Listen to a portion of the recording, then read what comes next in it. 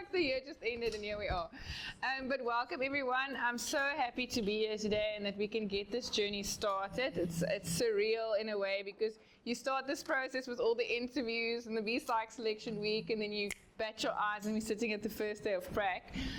So once again, I just want to say congratulations for being here. I think you all can tap yourself on the shoulder. It's been hard work last year. I think it was a massive year last year. And to be able to sit here, see something about who you are and your character and perseverance and a lot of overcoming frustrations. So welcome. I also want you to take a moment to just enjoy that you are here.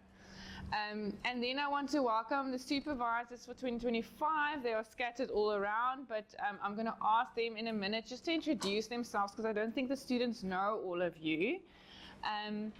But we'll get to introductions soon. I actually just wanted to take a minute to just get our bodies and our brains back into the space.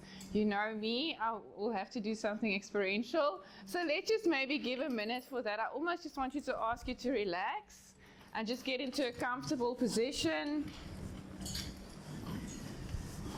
And I just want you to focus on your breathing. And just find a nice rhythm in breath. You can close your eyes if you need to. You can lower your gaze. But I really want you to just take a moment of silence and just focus on the here and now.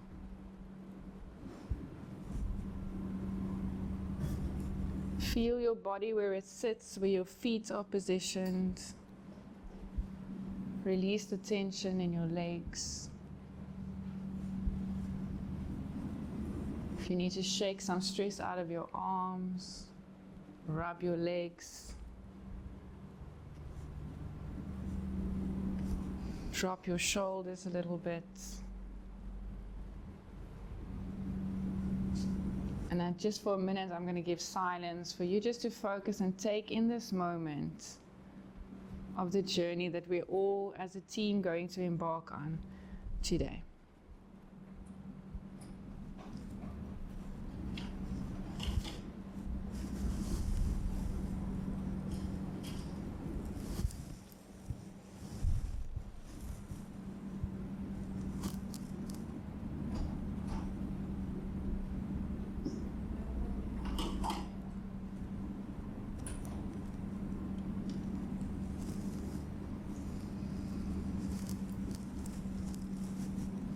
I'm going to ask you to take a last deep breath in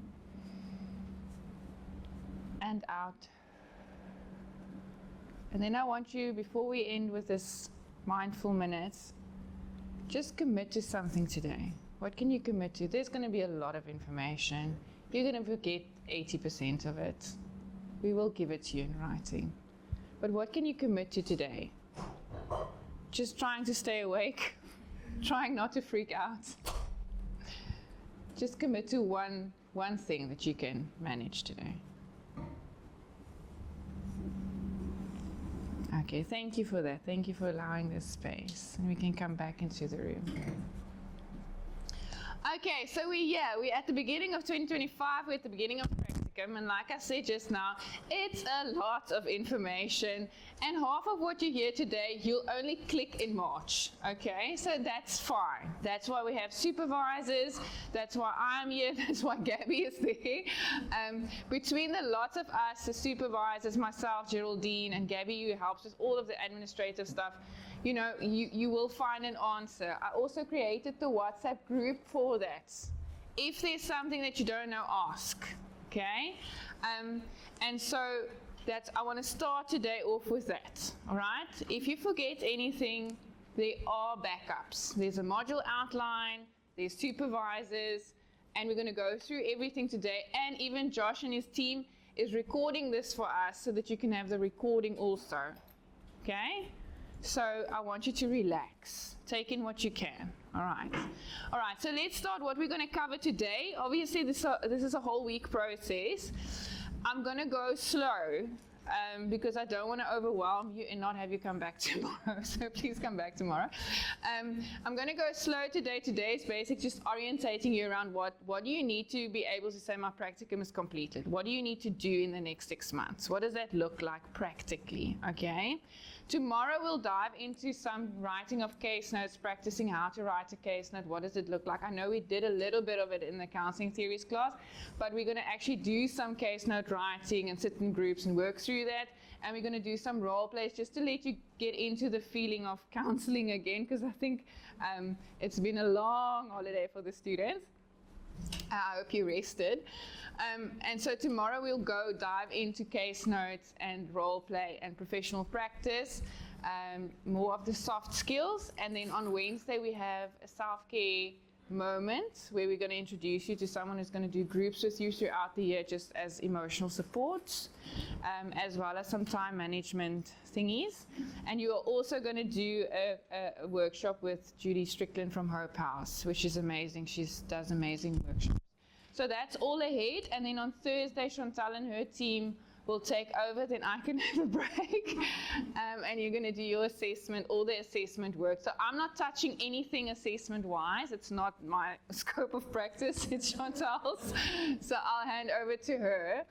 I also want to invite you, as we go through, please supervisors jump in. Those of you, Cordelia, and all of you that've been around for a few years, if there's something that I jump over and you feel like that was an issue last year, Kendall, please pop in, and just Christine, you as well.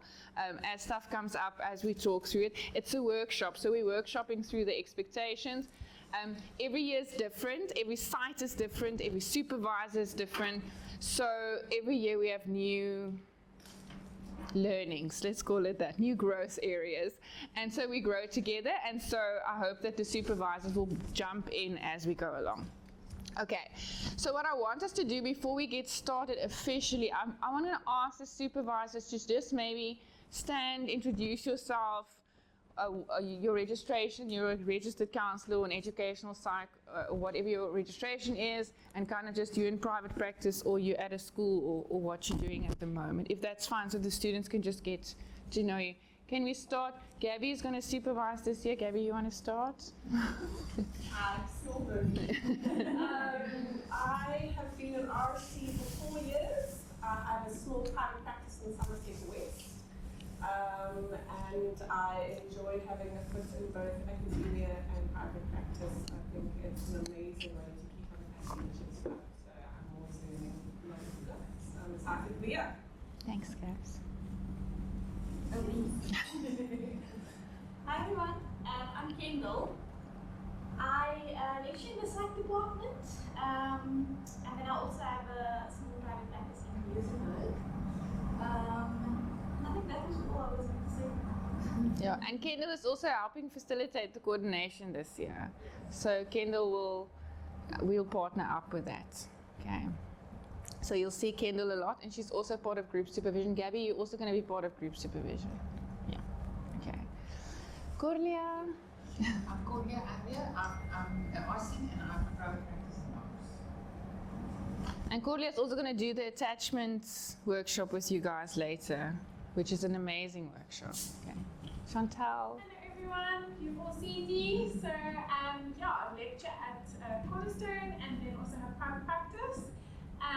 And this year also venturing with Psych, I was elected as their secretary, so we're also very excited and want to encourage you to perhaps think of presenting at Psych this year as well. And then, yes, I will be manning the psychometric test library and helping with coordination and that kind of thing, and supervision in that space as well. And then you'll meet your psychometric supervisors on Thursday. Okay, awesome. Thank you. Cerise. Hello everyone, I'm Cerise Robbie. I have a small private practice in the southern suburbs, and I'm also part-time at a school, and then that's just supervising. And I'm an aid psych. It's like this. Thank you. Morning everyone, I'm Sandra. Most of you will know who I am. I lectured you last year, so I lecture part-time and I have private practice in Greenville. Thank you. Sylvie. Morning everyone, I'm Sylvie. I've been LC from Cornerstone and WC for the past don't know how many years, 15 years if I'm not mistaken. And then I've been supervising here. This is my third year, and then I decided to go broad, so I have an NGO. This is the second year that we are working, and later on I think in the year to come I will request some interns to come and do the work over there. Wonderful. We can't wait. Hi everyone, I'm Christine. This is my first year being in RC. I'm in private practice in Durbanville. And I'm looking really forward to what this next 6 months is going to hold. Thank you. Catherine. Hi, I'm Catherine, and I started out as a social worker, and then I decided to go into teaching, and then I was an RC, and then now I'm in Psych at a high school and in private practice in Durbanville as well. Okay. Did I get everybody? Did I miss someone? I didn't. Okay. Beautiful. Thank you to all the supervisors. As you can see, very qualified people. And yeah, it's going to be a wonderful journey as a group. So we as supervisors also have our own WhatsApp group. So if you have a question that they must pose to the group, please do that. Always speak to your supervisor first. If they don't know, because maybe they haven't had this type of thing pop up somewhere, then they can find out from the group or from me or from Geraldine. So please just work through your supervisor when you need anything. All right. So welcome. Let's go into it. So I think the first thing is reflecting kind of on the expectations of Prac. And I think this is a very big question because every year we say this, Kendall, don't we? We say don't chase the hours, chase the competency. But every year we chase hours, and students are very stressed about the numbers. Did I hit the hour mark? And yes, we need to show HBCSA that you've hit the number mark, but I'll do the equation later, you'll see. 720 hours over 6 months equates roughly to 30 hours a week. That's not even a full work week, if I can put it in those words. It's not an 8 to 5, Monday to Friday. And so if you look at it like 30 hours a week, it means you have weekends and afternoons. That's how it's supposed to be. Okay, you're supposed to have weekends and afternoons. Sure, sometimes you have a deadline, you want to work at night and fix it for tomorrow morning. I get that. But that shouldn't be the norm. When do you take the hours back then? Okay, and so the idea of the practicum, and you can ask all of us, we don't practice what we preach, what we're trying to desperately, is to manage your time in that space. Okay, and we want to teach you the right way before you go into private practice, because when you do go into private practice, we don't want you to burn out in the first year. Because that's what we see RCs doing. They go in, all guns blazing, work themselves to the bone, do stuff for free, pro bono, 50 hours a week, and then at the end of the year, no one wants to be an RC anymore. Okay, manage. So we're going to help keep strict protocols around self-care, time off, make sure that you stick to a schedule rather than chasing the hours. It also doesn't help you to have 720 hours in April, because you'll have to go up until the end. Okay? Please don't finish with 1,400 hours. Okay, we've had that, you laugh, but I say that because it happens. Okay, manage your time. You have to abide by the site's expectation. Also, the site expects you to be there from the 28th until the 28th. They expect the 6 months. We've contracted 6 months. So if you go chasing hours and 1st of April you say, Ronnie, my 700 hours are done, sorry for you. You'll have to then do a lot more. Okay. So I think you just need to reflect on the expectations you have of yourself in this practicum. It's not about hours, it's about competency. At the end of the 6 months, we want you to say, I can tomorrow go into private practice feeling confident that I will be a good RC and I will do good work. That's what we want. You don't have to feel like that today. That's what the practicum is for. You can still feel like imposter syndrome and all of that. You can. You don't have to. You've been trained well, but you can if you have 6 months to let go of that. Okay? So just reflect on that, and then what are you hoping for this week? Let me ask that if you want to give me some feedback. What do you hope to get out of this week? What do you need to know? So I can just align it to my presentations. What do you think this week will bring before you start next week officially? Yes. I think it'll like lessen the uncertainty about how certain things are gonna go, like what time is this supposed to happen, what time is that gonna happen, like, yeah. Okay, around just like the flow of the 6 months, okay? How things will work, what needs to be submitted when, okay? And that we will go through, yes? I think more of the practical side, so the things you were saying that we're going to do tomorrow. Okay. It feels like a lot of academic stuff last year and haven't done like things like role plays and segments in a long time. Okay, yeah, so tomorrow will be just that, okay. Just getting back into feeling the actual, because we get bogged down with all the admin and we forget the person in the room aspect, eh? Okay, so we'll do that, yes? I think, I can't speak on behalf of me and I, but we've been to Weinberg Boys High and we've had such wonderful support so far, just from the counselling team there. We've like kind of been given so much information already, but in a good way. So I'm more just now excited. I feel like a lot of what I was uncertain about has been clarified. But I think what I'm excited about this week is just learning, or just doing like the little workshops with specific things like care, or you know, just like gaining more tips and tricks of what to do in this Nice, okay. All right, perfect. Yes, Mimi. It's about giving us confidence that we actually do know what we're doing. I mean, we studied a lot of stuff last year, but sort of sometimes it goes in and out and you don't realize that you actually do know it. So just having that confidence. Okay. I hear you. Just feeling like you do know something, which you do. You do. You've had amazing lecturers, so I'm sure you. All right. So that's for this week. For the year, I guess the bigger question is then, where do you see yourself in the next year? Because this year is going to be, and I'm saying it out loud, maybe some of the supervisors can jump in here. This year is going to be a mingelmoes. It's going to be up and down and back and forth. And once you're done, you will want to start, but you can't because you need to study for boards. And then you wait for the boards, and then the boards come, and then they don't release the results. When they said they release the results, and then that type of year.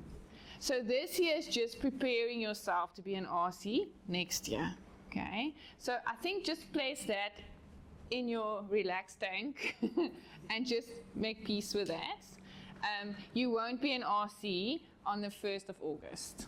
You understand that. Okay, so although it's a 6 months practicum, it's a year process. Okay. Because please remember, we don't work for HPCSA. We are not in their offices. We cannot do things for you from them. They're a separate entity. We do the degree, we do the training, and then we give you a paper to say you trained. HPCSA then does all the chopping and you know what I'm saying, okay? So also at the end of the 6 months, don't ask Gabby, when are you going to register me for the board exam? You do that. You know it happens. Okay, so it's a separate entity, I just want to say that. And then I guess the last question I have is, and maybe you can share this with each other, is just where's your energy level at? Are you at a 3 or 4 low energy and feeling like a little bit deflated and stressed, and we need to get your energy levels up? Or are you at a 10 and buzzing and we need to get you a little bit to relax? Okay, so maybe share that with each other while we're going to the next slide. Take a minute. Where are you at? Okay. Right. So you would know where your level is at, and if you need to do something to bring you down or pick you up. All right, so here we go. I'm going to give you the slides on Funda afterwards. Funda is going to be, as always, your best friend this year. Everything will be on Funda. I will also post, and Kendall's going to, don't be mean, but I'm going to post all the due dates on Funda. And I will also do all the assessments that need to be handed in will be on Funda as assessments. So if you have your presentation, case presentation, for example, on a Monday, your slides must go on Funda. Okay, so by the end of the practicum, everything has been uploaded and we have everything on Funda, and you know it's all there. And I can check up to see there should be 20, why is there only 18, who missed this one? Okay, and then check you up, okay? But everything will be on Funda that you need to submit, except for the logbook. The logbook is a continuous process. You and your supervisor sit with the logbook every second Monday, and you sign your logbook every second Monday. The logbook sometimes for some students become a swear word because we logbook. So the logbook is the only thing you can't upload to Funda that we will do at the end when we've done everything. But every single activity, the MOU that you sign will go onto Funda. You're going to sign a code of conduct that will go onto Funda. Your ethics paper will go onto Funda. Your presentation for case studies will go onto Funda. Everything will be there that you need to submit with deadlines. Please stick to the deadlines. Chantal does her own thing also with the assessment and deadlines. And we are very serious about deadlines because I feel like if you know you work towards that, you streamline your week towards the deadlines that you meet. Okay.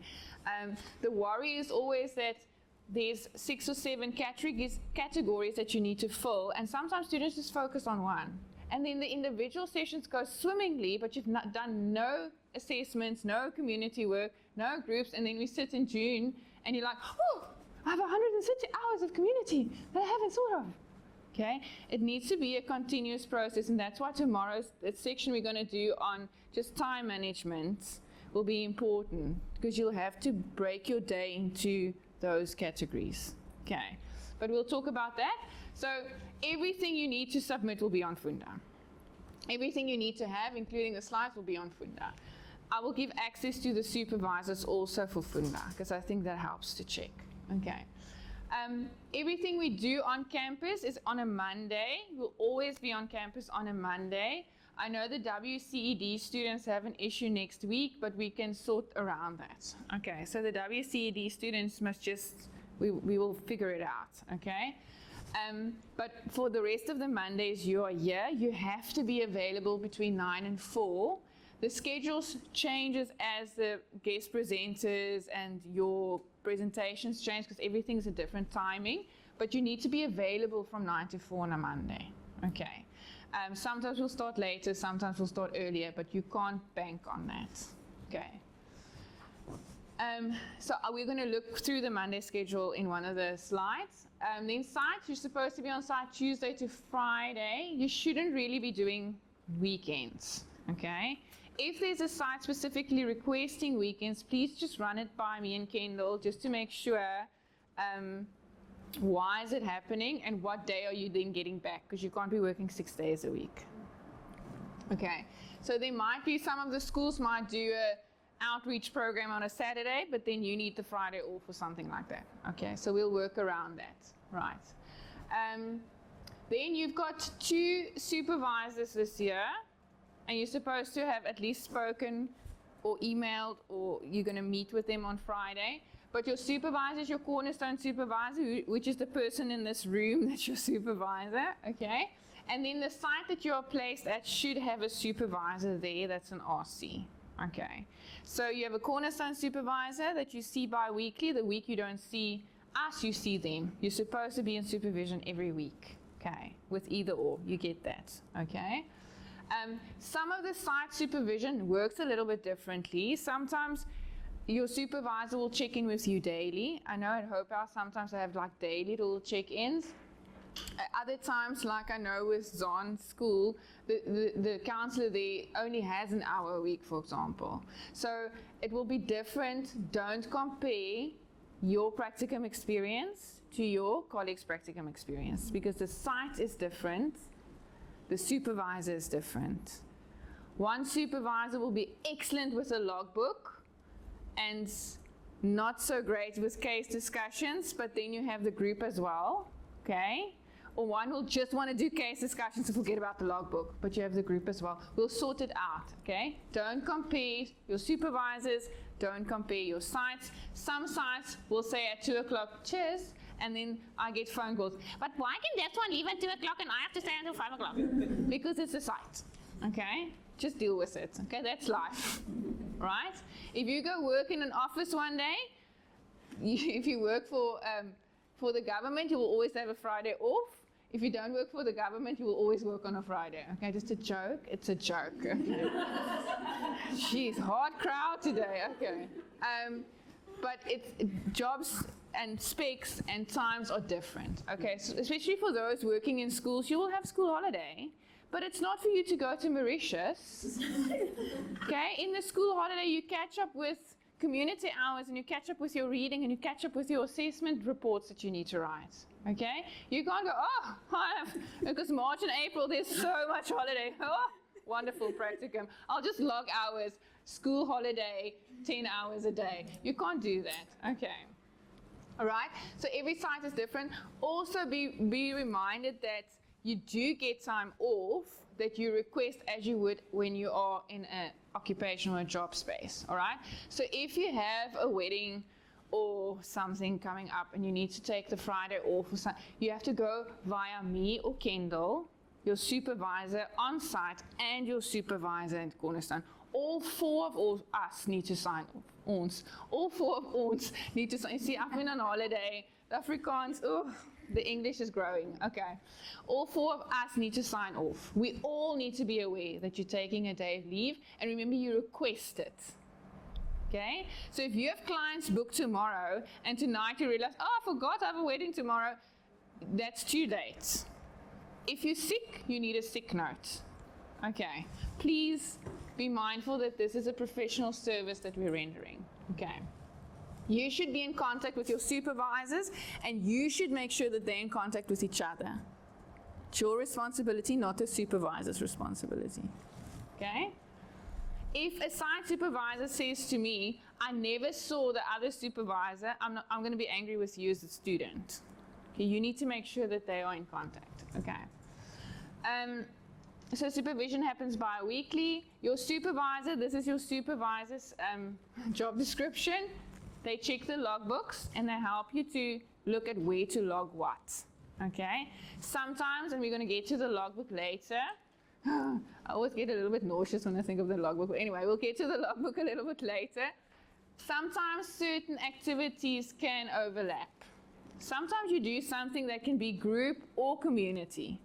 Or sometimes you do something and you question like, is this an individual session because it was only kind of a meeting, or is it a meeting so it goes on to professional activities? Sometimes it can be both, but you can't log it at both spaces. You can't double up the time because it could be both. Okay? Students do that. You laugh, but they do that. You need to chat with your supervisor and say, listen, I need more time in individual. Can I rather log this under individual because I need more hours there? Just be clever about it and speak with your supervisor. And don't leave until the end because you're going to forget. Now, June, July, you say, well, actually, now I see I have 400 individual hours. Can I now shift some things around? No. You have to build your logbook as you go along. Okay? Speak with your supervisors. Supervisors are very well versed in what goes in and what doesn't go in. Discuss cases in detail. This is what the supervisors do. And they help you with session planning and making sure they ask you the questions, from which theoretical underpinning are you working? Are you going more experiential? Are you going to use play in these sessions? Are you working from more of a homework perspective? Do you give little homework assignments? So you need to know from which perspective are you working. Are you introducing some solution focused? Are you using some CBT principles?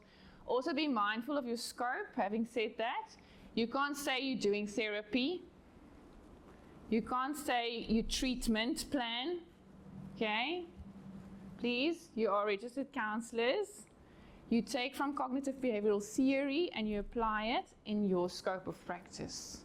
Okay? So be mindful of how you write your case notes, but your supervisors will help you with that. Okay? Consider how you're managing professionally, right? So they will check in with you. How are you coping with your planning, time management? How are you doing at the sites? Are you being professional or not professional? It's their job to make sure at the end of the day that when you walk out of here, you have a professional demeanor, you're ethical, you're competent, and so they might have to have some conversations with you around being on time, the way you dress, etc., etc. It's not to be rude or mean, it's to make you a good counselor, okay? So be mindful that they're also managing professional space, but they're not managing your personal emotional space. Supervisor is not your therapist or your counselor, okay? If they feel emotionally that you're carrying strain or that you're burning out, they will suggest that you go for your own sessions with someone else, okay? And we've had that in the past. Every year we've had that in the past, saying maybe it'd be good for you just to get someone to chat to. Some of you already have your own counselors and psychologists, but it might be something that we recommend, okay? If we see that, remember, it's a very stressful year. So if we see that you are spinning a little bit, that's okay. We just want to get support in place for you, okay? Record keeping. Everything you do will be on a Google Drive.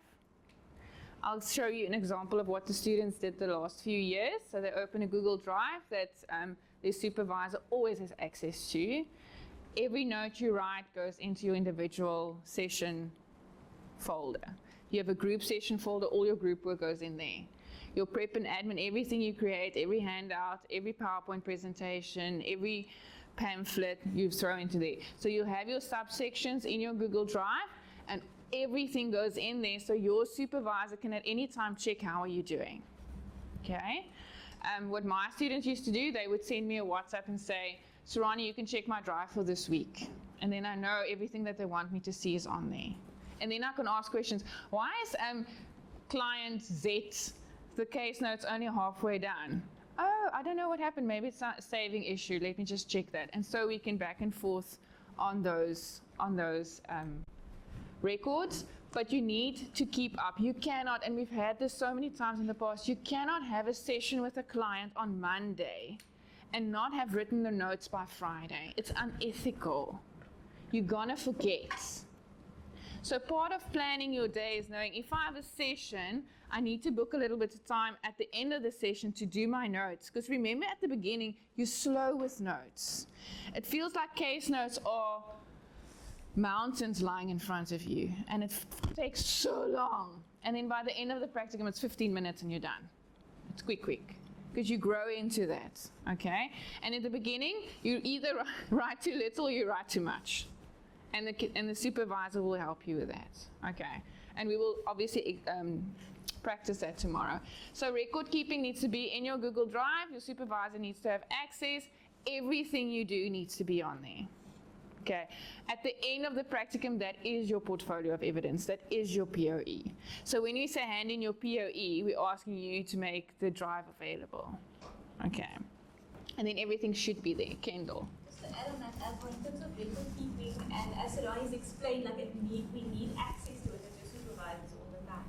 And yes, at the end you'll be handing in your POE, but that record or that dive needs to be updated constantly. That you can't have your notes or whatever is your material, but you're not putting it into the dive. And it's not going to be a case of your supervisor reminding you, right? You can remind you once or twice, but it's actually, ethically speaking, we can't let you practice until that's up to date and you can see what you're doing. So just remember to keep it updated. Okay. Yeah, especially the case notes in the group, because we've had instances where I had to tell a student, stop, you cannot go to Psych tomorrow until your notes are updated. And then the students are very angry with me, but that's an ethical learning, okay? So if you're doing your sessions, make sure in a day or two that the notes are written and up. Plan that in your day. When you plan your days, most of you will have some flexibility about what your day looks like, okay? Yes, Chantal. I think maybe what's important, and I go back to psychometrics, is what's the purpose of the note taking? We want to be able to see it so that we can help you be confident. Okay? So if you come to supervision and the stuff is not uploaded, so how do we know, one, that you've actually had the session? And how do we know that what you're actually speaking through to us as well is your process that you had as well? So it's not just us going, you've done your hour and you've done your notes. It's actually we want to be able to go, where are you struggling? Where can we support you most? How are you think you are doing it in the correct process, but are you doing the correct process? So it's not that stamp, you've done it, sign, let's do it. It's there to help that competency. And I really want to say it's that loop between us and going, helping you be ethical, be professional, and be competent. So it's not just a checklist anymore. It's that process that we want to help you in that space. And again, like Saranya is saying, it will take time to build that skill. And if you're only going to do it every month, that skill is going to be very delayed in its developmental. And we've also had to pause and extend practicums, which we can't do anymore, okay, because we can't sign you off as competent because we haven't seen your development. Okay, so know the reason why we are keen about it. Okay. And we can't supervise a case if we don't have the case notes. I can't say on a Monday, okay, let's talk through your case, but I've never seen a case note. Okay. Yes. Just when we hand in our portfolio of evidence, do we have to, just for confidentiality's sake, for example, take out a client's name? Okay, so we're going to get to that, but that's a really good question. So what we say sometimes, like for example with Hope House, they don't allow you to actually take the notes off site, and so usually you have to copy that, and then you have to black out names and any identifiable information. So you'll use the note-taking system, for example, for that. You don't have to redo it on the Cornerstone one, because that's just double work, all right? But if we do have a Cornerstone one that we've developed that I'll also share with you on Funda, intake session notes and process notes, and confidentiality agreements. But so when you do your case notes, you have to do it according to a code that works for you. So sometimes some students use the initial of the client to say this is client CK or this is client MJ. Some would number them 001, 002. But you need to have a system, and you need your code down somewhere in a private space. And also remember that if you're working on a computer and you're doing your session notes there and uploading it onto Google, it needs to be password protected. You have to make sure no one has access. If you're writing notes, you're not allowed to leave your notes lying around. HPCSA will scrap us all. You have to be very mindful about security around notes also. We will talk through that tomorrow as well, but that's a really good question. So no identifiable information, only you need to have the information and whatever your site expects of you. Okay. All right, the other thing, ensure that the supervisor needs to ensure that you comply with confidentiality laws that we just spoke of now. We do have a confidentiality agreement from Cornerstone's side. You cannot see a client if they haven't signed confidentiality forms. You can't. When you're working with children, the parent needs to sign. If you're at a children's home or somewhere where the parental guardian or the legal guardian is the social worker, they have to sign. If you're working at a school, you can't just see kids willy-nilly, okay? You need those forms, okay? So some of the schools that you are placed with already have their own forms. I know Chantal has her own form. And your name and the supervisor's name needs to be co-signed on the form so that the student and the parent knows that you're a student registered counselor, okay? We have to be informed and inform others, all right? So confidentiality laws, informed consent protocols, and reporting obligations. Chantal is going to have a refresher with you on the Form 22 and reporting and suicide risk prevention and protocols. We're going to do all of that still on a Monday workshop. We have done it before, but if anything pops up, remember, supervisor needs to know first. Okay, your site supervisor, your Cornerstone supervisor needs to know if there's anything happening. You have to report immediately, okay? And make sure your client is safe. But Chantal will go through all of that again. Address ethical dilemmas, okay? So your supervisor is there. Remember, ethics, they're gray. There's never black and white. And there's always, ethics doesn't have a solution, they have options, okay?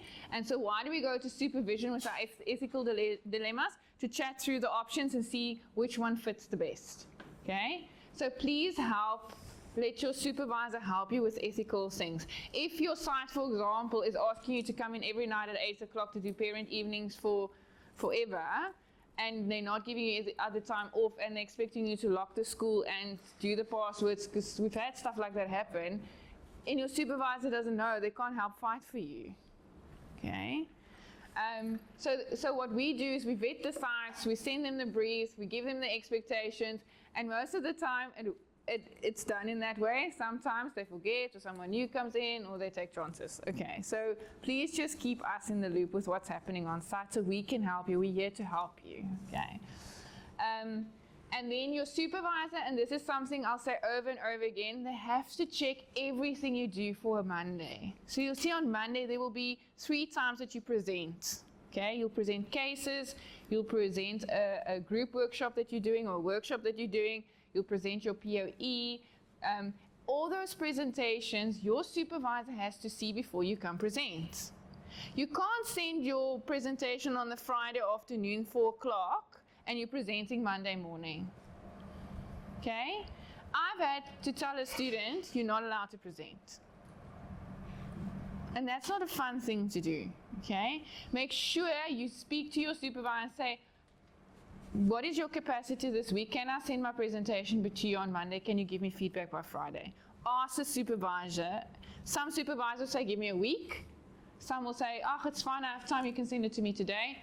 It's like I said, each supervisor has a different schedule. Please respect also that your supervisors have other things that they're doing. Okay. All your presentations, all your slides go through your supervisor. Okay. Ethics paper as well. You'll have an ethics paper that you write right at the end. So throughout your practicum, stuff will happen that make you feel uncomfortable. You're like, should I do this? Should I do that? And so the ethics paper is also in preparation for your board exam, because they often ask something around ethics, to write a report on an ethical situation that you experienced, how you approached it, what you decided in supervision, which articles that you include when you made the decision. Did you look at HPCSA protocol and your scope of practice? Did you look at the Bill of Rights or the Children's Act when you made a decision on your end result or what your intervention then was? And that ethics paper then goes to your supervisor again, and your supervisor will read it and give you comments on that. Okay. And then evaluations. There are 2 evaluations that's filled in by 2 people. So in effect, you have 4 that need to be submitted. Okay, so your cornerstone supervisor gets an evaluation rubric, and your site supervisor gets one in April, and then both of them do one at the end also in June for July. And you can see the rubric in your module outline pack. You can see what we are looking for in terms of competence. Okay, you are not allowed to see that rubric. It gets sent to myself, Kendall, or Geraldine. I think it's better if it's sent to all 3 of us. And I will then make sure to have a folder with all of those rubrics in there. Your supervisor is encouraged, supervisors, to go through your own rubric with your student. Okay. So what we did last year, some of the supervisors would fill in the rubric for their student, their cornerstone one, not the site one. And your cornerstone supervisor say, let's look at where we can improve. So in April, you sit with your student, you've completed with your student, and what you feel comfortable as a supervisor sharing with your student. If there's something that you don't feel comfortable sharing with your student that you want me to see, then don't share that with your student and complete the form. But I mean, we want areas of growth. So by April, we want to see how are you doing, where can you improve? So by April, we could say, look, you're really good in the space, but you're really slow with your notes. Or you're really good in the space, but sometimes you are not on time. Okay. Or your admin is excellent, but I see that you're struggling with building rapport. Can we work on that? Can we do a few sessions, you and me? Okay. Yes. Yes, I would like to add on the case note client. I think for me to make it easy as a supervisor, because sometimes you write your case note for client and then you keep them somewhere, and especially if you are placed in a place where you see a lot of clients and you forget to link it to your logbook. Yeah. And it's difficult for me to sign. And at the end of the year, you tell me you didn't sign my my case note, my client case note. So I have to go and search for it. Yeah. It's time consuming for you and for me. I prefer that as you fill in your case note to chat it with a logbook. And then you put a link. You can just put a link on the logbook so that when I just click it, give me the access to the actual, and then I can just read and see if I can sign or make some note to discuss with you. Yeah, and you can do that. So what students started doing the last year, which was lovely, is as they put in their logbook, I saw client CK, they created an extra column with the link to the notes in the Google Drive. So if you see, okay, this week you saw CK, click, I see the notes, I sign the notes, I sign the logbook. It's just so easy. Okay. I remember when we started with Practicum, everything was in a file, and you had to have all your files with all your notes, and the supervisor had to take it out and read and look at the logbook and find it. It was horrible. So now with Google and the links, it really makes life so much easier for you and for us. But also what's nice, if you have the logbook and you have that, we call it the evidence column, you can also, like if you're doing, for example, prepping a PowerPoint, in your evidence column you can also put the link there that we know, okay, there's the evidence that you've done this, which is really, really nice. And it helps you to relax and know, okay, how do I prove I've done this? There's the evidence. Some things you can't prove. Okay, some things you can't prove. So if you were working on your logbook, how do you prove that?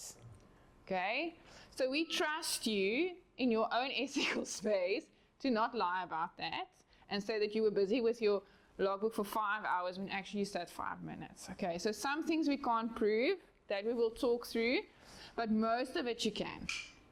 Most of it, even if you do, for example, I'll show you in the logbook, there's a professional journal. So the things that you can't prove, for example, you had a meeting with the principal because he wants you to do a bullying week, right? You can write notes for the meeting, and you can put that in your personal or your professional journal. We'll talk about the professional journal. So everything you do, you can have bullet points. Who was at the meeting? What points did you discuss? What was the start time? What was the end time? And so you can build that into your professional journal, because your professional journal is actually there to capture the things that you don't have evidence for. So like today you're sitting here. How do I prove to HPCSA you were here? You writing notes, those notes you can screenshot, you can upload it and say, this is my orientation notes, and you link it to your logbook, because remember this whole week you can log, okay? So you link it to your logbook, right? And it's professional training, professional skills. Okay, yes? Yeah, last year I had a student at a school and then a student at Hope House, and it was very interesting because Hope House is so structured. It was very easy for the Hope House student to almost account for what he did. But the student I had at the school, there were many hours where it was like almost like you would say it's empty time. You know, we sit and we discuss students, and I helped them carry chairs, and I was part of the orientation of the. Or I sat in because parents had questions about, and it's a lot of hours that he actually trained went missing for him because it was vaguer. Yeah, and he didn't log it because he didn't know if he could. So Yeah. It's very important. If you can, we ended up having to catch up at the end or halfway through with like hours of writing it down and making notes because it was skills training. So if you do what we call empty time things, it's like, what is this? Write a note about it, reflect on it. This is what I learned. Wow, I found this very interesting. This was hard for me. And love it because it is training. That's what you're doing. But so some of the sites are very structured, you know, in and out, like you would if you're in private practice. You're in with client, you're out with client. It's very simple, but some are not. So one of the things I think week one when you're there, check that out and start for yourself thinking of a way to capture empty time, because you might lose. This particular student lost a lot of hours in empty time, but he was busy all the time. It was incredibly frustrating for him. And it's almost. Because you're at the school from 8 to 3, but you log 2 hours. 2 hours, because I only sent 2 students, which is not a true. That's such an important point, and so that's what the professional journal is about. So what I did with my students, I said to them, you write in your professional journal first before you log anything. Because it's almost like your day schedule that you go in there. So you open up in the morning, you open your logbook, because the professional journal is in your logbook. I'll show you now. You open the professional journal, and you say 8 to 9 principal, 9 to 10 this. So you kind of have your gist of what you did that day, and then you go fill in the reflections. Then you reflect, what did I learn, what was hard, etc. You can't just write, I saw the principal for an hour. Were you just looking at him for an hour? Is he nice looking? You know, you need to reflect on what was the content, what did you learn, what did you struggle with, and then you write things like, we discussed the issues at school around bullying. I wanted to come up with an intervention. It was really hard for me because I'm not used to working with kids. Something like that. Okay. Thanks for that, Kula. That's very important. Because we do find if you don't do your little bit every day, I sound like I'm teaching my daughter and she's in grade 6, just do a little bit every day. If you don't do your entries every day, you're going to forget and you're going to lose hours. Okay? Because you will forget. All right. We're going to take a break in a minute or two. Just give me, I know it's been long. Every student site and makeup, we said that, it's different. Mostly we expect an 8 to 4, Tuesday to Friday, but that can differ. Some of you work online. Some of the cornerstone stuff is sometimes at 4, but not at 10. So it is flexible, but you need to adhere to the requirements of your site, okay, within boundaries. Okay, so that's kind of the boundary, 8 to 4, okay. Sometimes with schools, because they have the teacher orientations or meetings in the morning, they might expect you to be there 7:15, but then you won't be there until 4 o'clock in the afternoon. Then you might leave at 3 or 2 or whatever. Okay, so please be mindful that every site is different and you cannot compare. But if your site's only asking you to be there 2 hours a day, then that's also not okay. Okay, right, so speak to us if it feels too little or too much. But you should at least be doing 30 hours a week, at least. In the beginning, actually a little bit more, because at the end we start tapering off. Remember, because at the end you'll have to end off with clients and end off with groups, and so at the end your hours were supposed to get less and less, okay? But at the beginning you try and see that you get to 30 to 40. Yes, Chantal? Also remember that some sites are have more hours to give in certain categories, and others are harder to get from that particular site. Some of you are placed not just at one site specifically for that, okay? But I do want to encourage you that in your first week at your site, already identify if your site is not great with groups, that you might need to find another solution to getting all your group hours, okay? Please do speak to your supervisors because we know of these things that happen, okay? But what I'm wanting to ask you is be proactive as you are screening your site and assessing what you can and how you can assist. We know community hours is often a challenge at certain sites, okay? But it doesn't stop you from being able to do it. You just sometimes need to be a little bit more creative, okay? And I want to say, especially with those of you with schools, so sometimes you're not placed at a school, but you're working predominantly with schools, use your school holidays for your community hours. Okay, that's the ideal time to do that, but you need to speak to your site. Okay, and you need to tell them these are all the categories. What am I going to struggle to get from this particular site? Okay. And we're very proactive and creative. Last year, one student organized a holiday program and she included all of the students in that. So everybody got nice community hours that needed them. So you can cross-pollinate. You can use each other and draw each other in.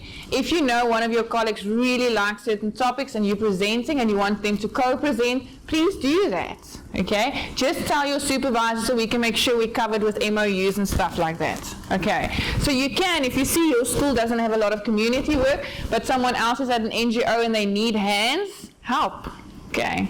Nathan? What is community work? I don't understand. Okay, so community work is any psychosocial, mental health type of support in a community, okay? So that can be like they had, for example, aftercare programs where they taught emotional regulation skills to kids. So it's not really group work, but you are still doing psychoeducational work and you uplifting a community. So, yes. Is it by definition outside of your site? No. No. We try and keep everything in sight, but the sites don't always have. So schools might have like drives and bullying weeks and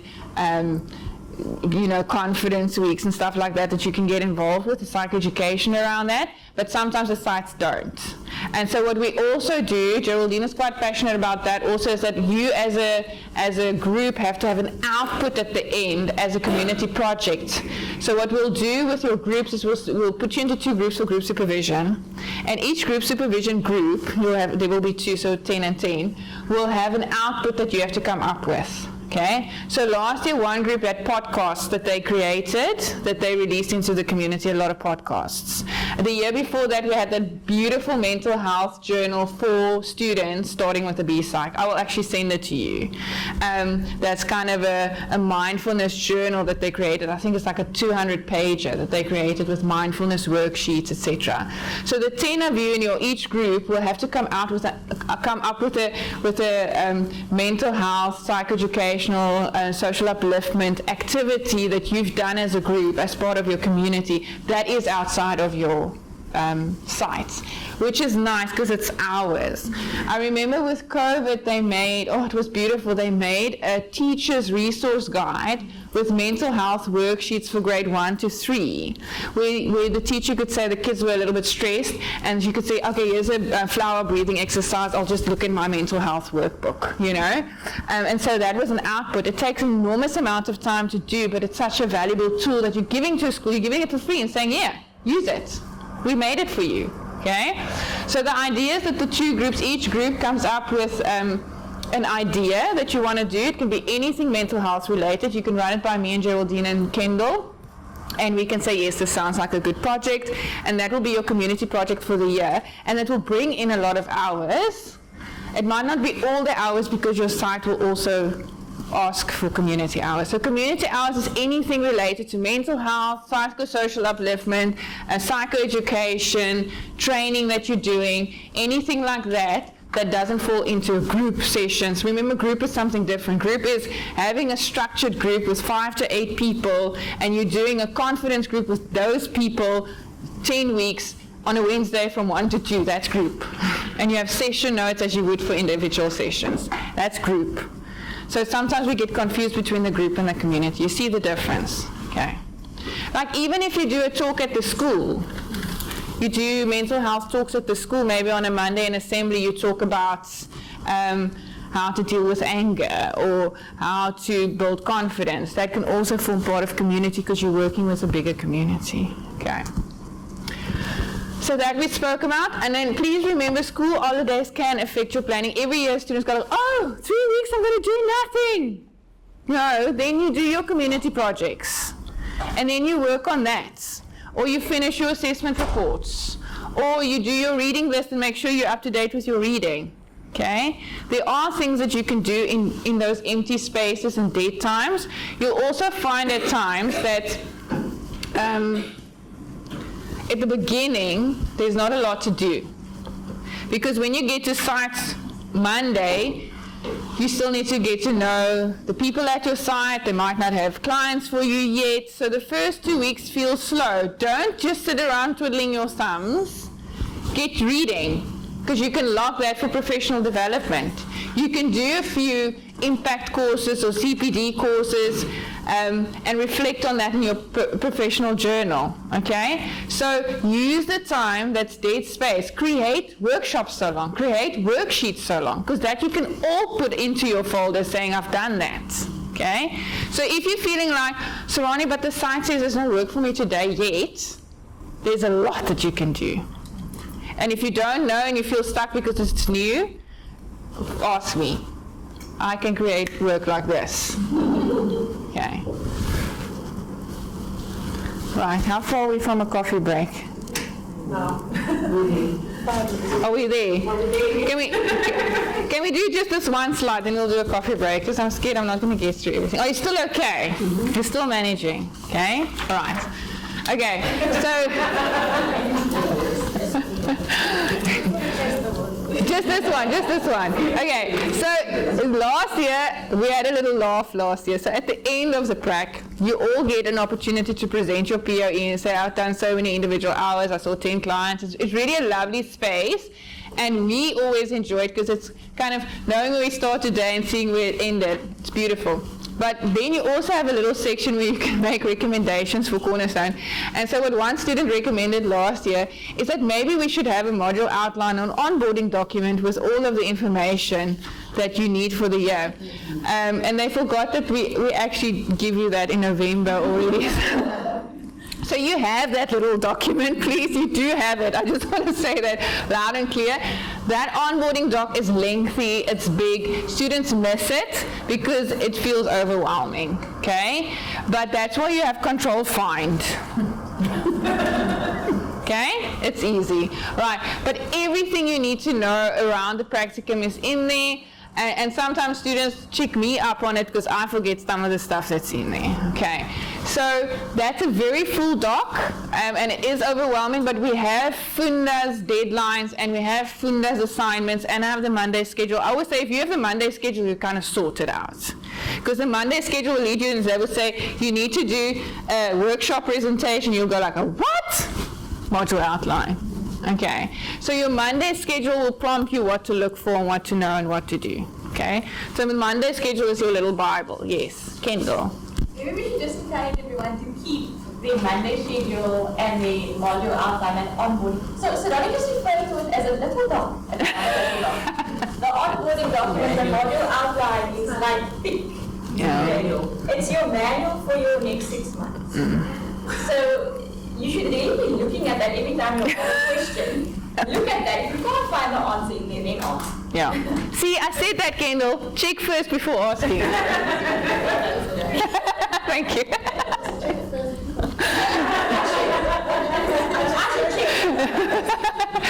But really do keep the outline. That's important. And the Monday schedule. And really does guide you really, really well. Yeah, that's important. That's important. The thing is, and Chantal is really good with this, but when a student asks me, what's happening on Monday, I'll go like, so what? Chantal will like, check your schedule. You know? and we actually need to give you that responsibility back. They're right, I'm wrong, okay? We can't do everything for you. You need to check it first. Okay, you need to take that responsibility. Once you're in private practice, there won't be a Sarani. Yeah. Again, we want to be looking at again, what's the purpose of it? Because if you're working at an NGO, if you're working at a school, there isn't going to be somebody to ask. Your supervisor that you have then is not going to know what the school schedule is. The school will give you a schedule and you're going to need to keep. So again, I want to just tie it back. We're not there. It's not check your schedule because we don't want to answer it or be nasty to you. We want to create that professional space. Exactly. You have a structure, use the structure that's given to you. Exactly. Okay. Yeah. Because they won't, I mean, if you sit in a school and 6 months in it, that's your job, and your principal comes and says, how many times have you seen this child? And you go like, whoops, no one asked me for that before. Okay, it's not going to fly. Okay, so it's getting into that professional practice. Okay, I'm also working on it. What you do in your practical really does have an impact. I went to Weinberg boys and the students who were at the capital Cornerstone 2023 and just one of last year's students who was very there. So the initiative is that in how you conduct yourself is a possible job opportunity for you when you're done. We've had so many students being offered opportunities at the sites that they were involved with. Yes, Nathan. Can I just check, are you allowed to be employed as a registered counselor before you write and pass your board exam? You're not allowed to be employed in a counseling capacity, but you can do like mental health stuff and talks and stuff like that, but you can't say you're a registered counselor until you have the official papers to do that. Yeah. Okay. So they can employ you as a mental health practitioner and you can help with programs and stuff like that, but you can't do counseling. So you couldn't even practice within a normal RC scope before? Not before your registration is completed. And I think that's important to know. If HTCSA finds out, they won't even allow you to write your board exam. Okay? So again, ethical practice, professional practice, and that's what we're here to guide you with. But there are grounds to still work within certain spaces. You just have to do it in an ethical, practical. Because you're still a student registered counselor until you're not. Okay. So you'll be a student registered counselor until you get your papers at the end of the year or beginning of next year. Okay. Okay, so these are the activities that you need to complete. It's not a lot. Okay, logbook. That logbook needs to be signed. My students know I sign it every time I see you. Okay? Because I will forget by May what you said you did in Feb. Okay? Please, that logbook needs to be signed. You can hound your supervisor for this. If a supervisor complains to me, my student is annoying because of the logbook, I will say, well done, student. Can you just say to the supervisors, you can't just do it in digital signature Yes. and just Yeah. move it out? Yeah. Yeah, you can copy and paste. It's just to check if they're saying that they did 5 hours in the logbook, but there's nothing in their logbook, then you can see that. But these students won't do that. They're really good. But it's just so that we are keeping up to what's happening in your logbook and not forgetting. And also to not log stuff later because it's not done. So I've had students in the past who would it will be May, and then they would log a session they did in Jan because they didn't want to put it in the logbook because the case notes weren't done yet. Because they knew if they were in the logbook, I will check where's the case notes. Okay? So please keep up to date as the dates. If you log something in May for Feb, I'm not going to sign it off. Yes. Just add it, just don't write your little stuff on pieces of paper and then write it Yeah. Everyone who's tried that has not been successful. Put your stuff, even if it's in a form that you're still going to beautify, but put your information directly where it belongs. Don't write it on little pieces of paper. And do it. 1,000 pieces of paper and no hours to do No. it. Just start the practice where you need to be and where you need to be. And you can No. fine-tune it afterwards. We had a student once come and throw his bag out with all these pieces of paper, and we had to get student services to help and just sort out his logbook. So please just keep up, like Geraldine said, from the start. Sorry, can I just try to understand that? Because I'm like the course I'm done. What do you, can you give an example of what So you some would write on paper? people will write everything that they did on a particular day in a notebook and not transfer it into the logs. Okay. And then they sit with 10, 12 days of, and actually you can't remember and it becomes a lot. You don't want to spend your life doing admin, you need to actually engage. And if you don't put it in directly or in the day, you're going to spend a lot of time. Yeah, so what some students would do is they would write in a notepad, and then they would have a folio pad, and they would grab anything they had during the day just to not forget, but they won't write it in there. And now they go sit before the logbook with the digital one, and then they're like, shoot, where did I write this in that book on this one? And it will get lost, okay? We've actually had students complete so many hours and not been able to log them, which is quite sad. And there's a confidentiality thing. Yeah. Okay, so we strongly want to recommend you either use a diary, because we know some of us like write. Physical. A diary or your digital diary and log, just literally write everything you do in a day. So if you don't know where to log it, you can go to your supervisor when you have supervision that you go, I did this during this time of the day, but what the heck is that? Yeah. Like, I've written a reflection, but I don't know where that actually fits in. Then we can go, cool, yeah. But if you don't do that, you come to supervision and you're like, I know I did 50 hours of work this week, but I've only logged 20 hours. Yeah, that happens a lot. So I would strongly recommend, even again in private practice, you're going to log certain things that you need to do. So it's good practice again. Either use a digital calendar or use a good old-fashioned diary calendar, but then you're noting things that you are doing. So if you don't know where it needs to go, we can guide you in that space. Okay. Okay.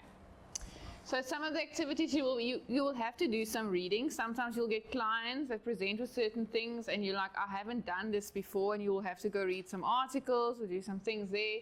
So you'll have to have whatever you read in your professional journal. So you'll say from 8 to 9, I read Bessel van der Kolk's Body Keeps the Score to address a client's trauma, whatever. And then you'll have a reading list to say these are the sources that I accessed. Okay? Yes. Do you mind if we also log podcasts? So if we listen to a podcast by a practitioner, just for extra professional development. You can do that if it's a psychologist, well-educated podcast and not Tani Sunny who's doing a how to raise my kids. Yeah. Hey? With the reflection, say. Yeah, with the If you read reflection. an article as well. What did you take from it? Yeah. So anything you do needs to be a reflection. Yeah. Even when you listen to your students present their cases and stuff. Reflect. What did you learn that day? How has that helped you grow as a practitioner? Yeah. So as you listen, you write. Okay. Can we also just say, please don't leave your psychometric test in the car, Your case notes. your case notes in your car. It needs to be secure when it's somewhere. Don't go shopping with all your stuff there, because things happen. Every bad happen. Yeah. You do stuff by the photocopy machine and then one of us finds it. Yeah. And you don't even know you left your stuff there. Yeah. All of these things are things that are 100%. Yes. I just want to add on what Chantal said in terms of reflection.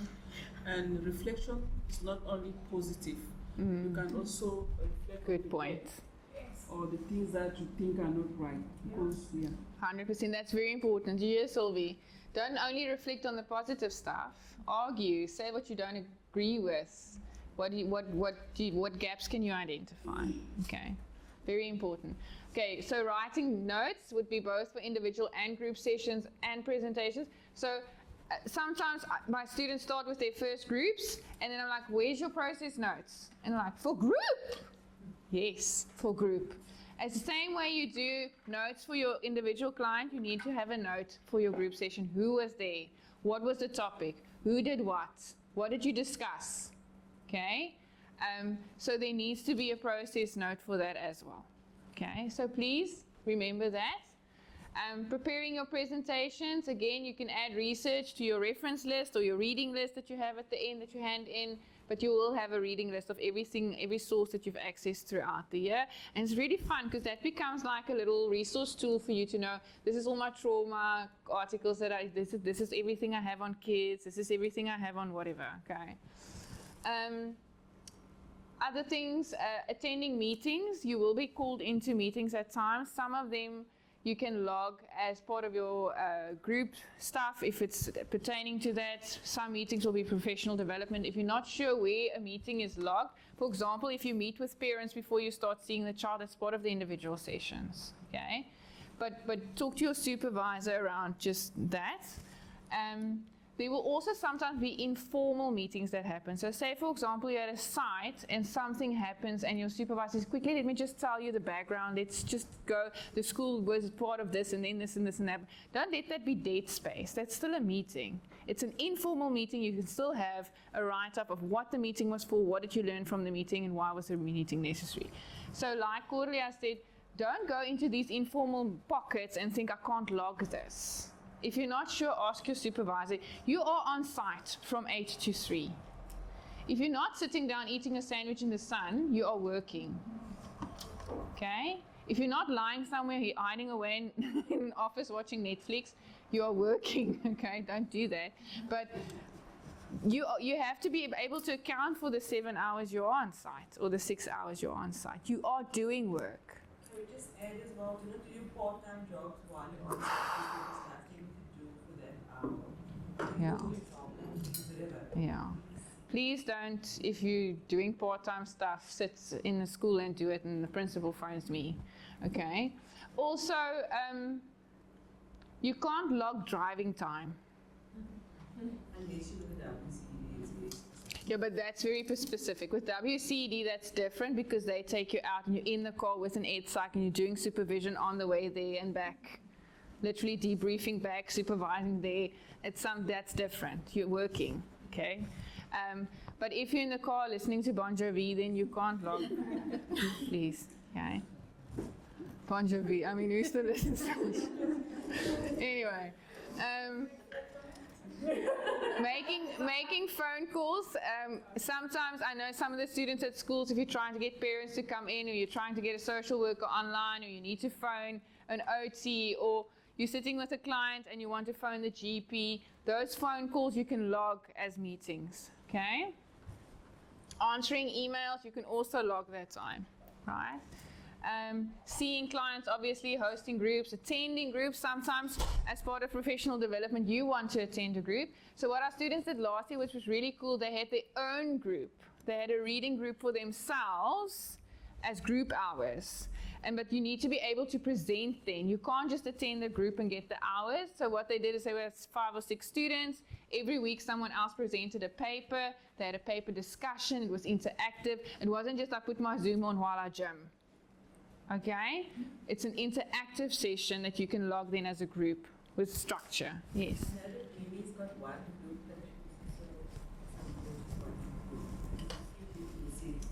Discuss it in a group session. Yeah. So you can also create groups with creativity, okay? So I know 2-3 years ago, Siska did a group with working with children, because she had never worked with children. She got placed at a primary school. And so a few of the students felt like a little bit, we need some interventions and talk through what is working for you, what is working for me in a group, in a school setting. And so she started a children's counseling group with other students, and they could bring intervention. So each week someone else would bring an intervention, and they would discuss the intervention, how can you use it, what is it helpful for, etc., which was really also quite a cool group to be a part of, that they could log for group hours. Okay, so you can do stuff like that, and remember then that's part of your work week, right? So if I know some sites say, for example, Fridays are work from home days, some sites do that, then do those things on the Friday, you know? Okay, I'm almost done, and we'll have coffee. Content creation, if you're creating handouts, pamphlets, you're creating content for the school, they ask you to write something for the website or their social media pages. I know SADC will always need stuff. You can ask Geraldine also if there's stuff like that. Science, I might need some things. You can talk to Chantal. But sometimes it's content creation around what is burnout? What is stress? You know, stuff like that. And so if you're creating content for the school or the site or the NGO or the websites or the social media, that also can be logged as hours. And that's also nice things to do in those dead spaces or holiday spaces or stuff like that. Okay. You can also obviously provide workshops, attend workshops. You can do CPD workshops because those points last for 24 months. And then you have 2 journals. You have a professional journal, which is in your logbook. That is for you to keep track of what you're doing and reflecting on what you're doing professionally. I attended orientation from 9 to 3. Sarani went through this and this and that. I was quite anxious about whatever, but I learned that I will be okay. Right? So you reflect on that in a professional space, and this is what we did today. Klaar. All right? Your personal journal is for you and your supervisor only. Your personal journal is on a Word doc that you can share in your Google Drive with your supervisor. That doesn't go to HPCSA. That stays with you and your supervisor. I don't even get to see that. In that personal doc, every week you have to reflect on your week. Some students prefer doing a daily reflection. Some students write a week reflection, but at least every week, okay? On what did you do this week? How did you feel? What was hard? How are you coping? Now, I don't need to know how it's going in your marriage or how strict you've been with your kids. I just want to know, how are you coping as a person doing practicum? So in your personal journal, you will say things like, this week was really overwhelming. I had my first suicide case. It was hard. I felt like I didn't know what to do, but then Chantal was amazing, and she gave me all the answers, and then I felt better, and next time I'll be okay, you know? So that's kind of the personal space. So it's a bit more, how are you doing? And that's for your supervisor, because what's nice about that journal is, as I read it as a supervisor, I'll get to April and see, you're actually burning out quite fast. And I will phone you and say, can you take 2 days off? I need you to take 2 days off. Okay, so that's a space for you and your supervisor to manage your emotional capacity. Okay, right. And you share what you're comfortable with. Right. Yeah. Reflections as evidence. I'll show you what that looks like in the professional journal when we get to the logbook. But let's just first have a break, have some coffee, just take a breather. It's been a lot. Let's say 20 minutes, and we can start 20 past 11. There's coffee and tea there, or you can go to the cafeteria, whatever you prefer.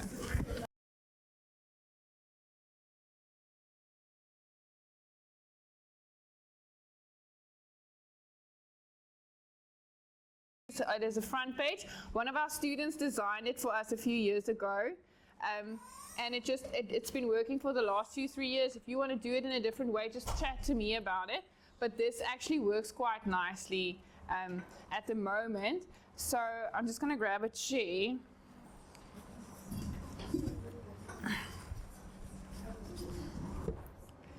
So what we've done is we have the different categories on the front page, and you'll see it asks you for the amount of hours to complete. So for individual, you have 120, group is 100, etc., etc.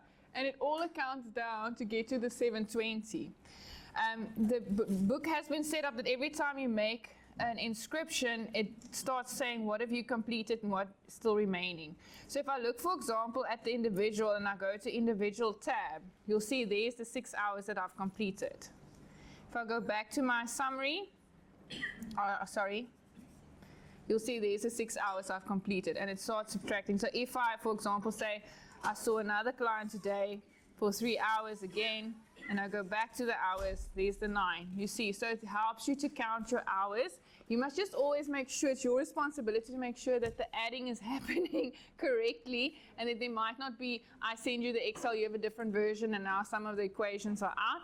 Just set it up like that, because it's quite nice to then see how the hours are coming down, what have you done, and what you still need to do.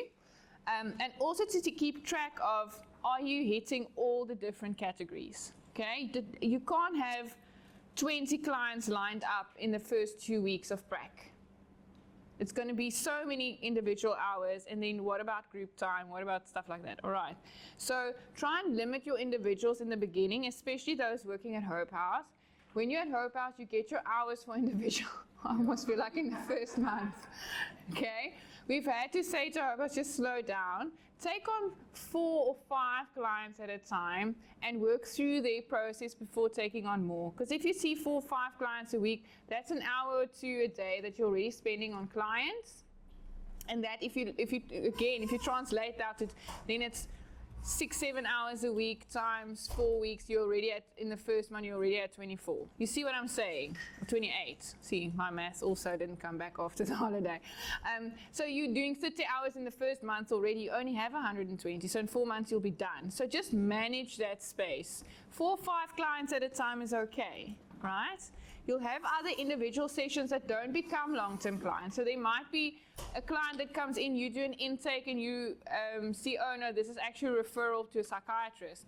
Or actually this person actually needs to see an OT, or whatever the case might be. A client might come in, you'll do an intake session and realize this isn't in my scope, I'm going to refer. You can still log that hour as an intake, okay? But what happened last year, some of our students had 50 intakes and no long-term working with the client. So I also want to see that you can start a process and finish it. So make sure you also have clients in between where you start with an intake, you do 4 or 5 sessions, you do termination, and you go through a process with them. I want to see that you can do that. And those of you working with schools and children, also make sure that you have access to adults. You can't just see kids. You need to have other exposure as well. Okay. And if you're struggling with that, again, speak to me. Chantal. I also want to just maybe say, when you are doing those containment sessions, so they're not actually then a full intake. You know, like if a school teacher's brought a child to your office and goes, he's just burst out crying in the class, parents are going through divorce, he is seeing a counselor, but he's just contain. Can you just contain? Please, on the top of your notes, actually next to the intake session, write containment session, so that when we actually read it, we know that this was a containment. So you didn't ask about family history, and you didn't do a full intake because it was a containment session, because it looks slightly different to an intake session. Yeah. Okay. So maybe just be a little clear so that when we go through it, so that when we go through supervision again, then we know, okay, was a containment session and not a full intake. Yeah, I'm not the client's counselor. I was just there helping them breathe, holding space, because that happens a lot at the school. I wanted to ask, what demographic counts as adults? Like, can you consider, say, matrics who are 18 adults, or would it have to be like above 18 maybe? Yeah, adults would be above 18, so some would work with students, some would work with older. I mean, I guess the wish list is that you get to work in every developmental stage in your prac, but it's actually quite impossible to make sure every student gets that. So to at least know that you've worked with adults, because I think some people will never want to work with kids, and that's fine, you know. But if you only get to work with kids in your practicum and one day in practice you want to work with adults and you feel out of your depths because you have never worked with an adult, that's also a problem. So the idea is to see how much can you broaden. So if, for example, you are at Hope House and they say, okay, there's a 40-year-old and you've never worked with a 40-year-old, then opt for that, you know? Yes. I think you logged 3 hours for one client. As an example, Yeah. does that 3 hours include the actual session and then the notes? Okay, so the 3 hours was just an example. What we usually contract around is an hour, but it will be different from site to site because the school doesn't have an hour. They have a period. So first, some schools you have to go fetch the child, bring them back, sit with them, then the bell goes. And then you had 20 minutes, okay? So every session will be different. Now, Chantal, you have to help me. What did we say? 70-30 principle. 75%. Oh, there we go. Actual time that you've spent with them, then you log an individual, and then 15%. So if you spend 60 minutes, you log 60 minutes with them, and then you can log 15% of that 60 minutes as admin or prep. Yeah. Other than that, and I'm going to tell you now, in realism, in your first few sessions, you're going to spend an hour prepping and maybe an hour doing your process notes. You can't log that, okay? Specifically because, again, we want to help you. End goal, that you spend an hour with your client and only 15 minutes to prep and 15 minutes to process. Yeah. Because in an ideal world, when you are sitting in a private practice or you're sitting in an NGO and you're seeing 6 clients after each other, you don't have 2 hours to prep or an hour to do a process note. Yeah. You have 15 minutes. Okay, so the end, we're training you for the end goal. Okay, so you can log, so if it's an hour that you log in terms of an hour that you've seen them, you log 15 minutes admin in terms of process notes or a prep time. Yeah, so how that would also run in the beginning, so we had this issue last year because then students felt like, okay, but it really took me an hour to write these process notes and now I can only log 50 minutes, okay? In your individual folder, you can only log 15 minutes. So in the beginning, your supervisor will be gracious and say, if you wrote 60 minutes, 15 can go into individual, the other few minutes that you spend, you can put in admin, okay? But we're gonna start challenging you on that if that number doesn't come down. Okay, because I don't want you to lose the time that you've spent, but I'm also not, and Sharon Melrose always says this, and I love it. She says, if you're going to be in private practice, one as an RC, it's about billable hours. The hour that you spend writing your notes, no one pays you for. So you also need to know that there's that reality. If you're going to put up a private practice and use the same amount of time that you see a client to write up the client note and do that, you're never going to make any money. Okay? Right? And it's not, no, we're not here for the money. Then you would have studied to be something else. But you still want to buy bread and sort for your family. Okay, see, my English is gone.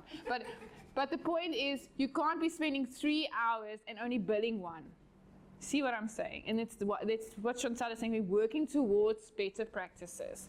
So as you get used to note writing, knowing what to write, knowing what not to write, your thought process is quicker, and you get to know your client. Your intake session's always longer, always more thought. Now, by the 5th session, you know your client, you know their triggers, you know what you need to talk about, you know what she's going to present with. It's kind of, it's a well-oiled machine. Okay.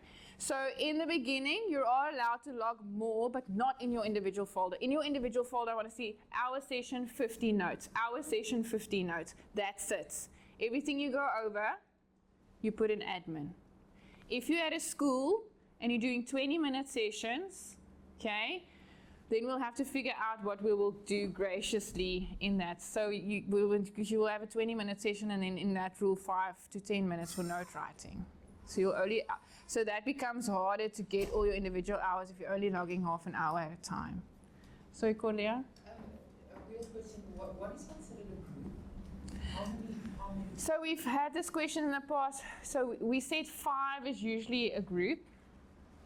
We've allowed groups of 4, but not less. So 5 to 8 is the preference, but sometimes in schools we can only get up to 4. But again, that's something you discuss with your supervisor. We try for 5. If you hit 4, it's okay.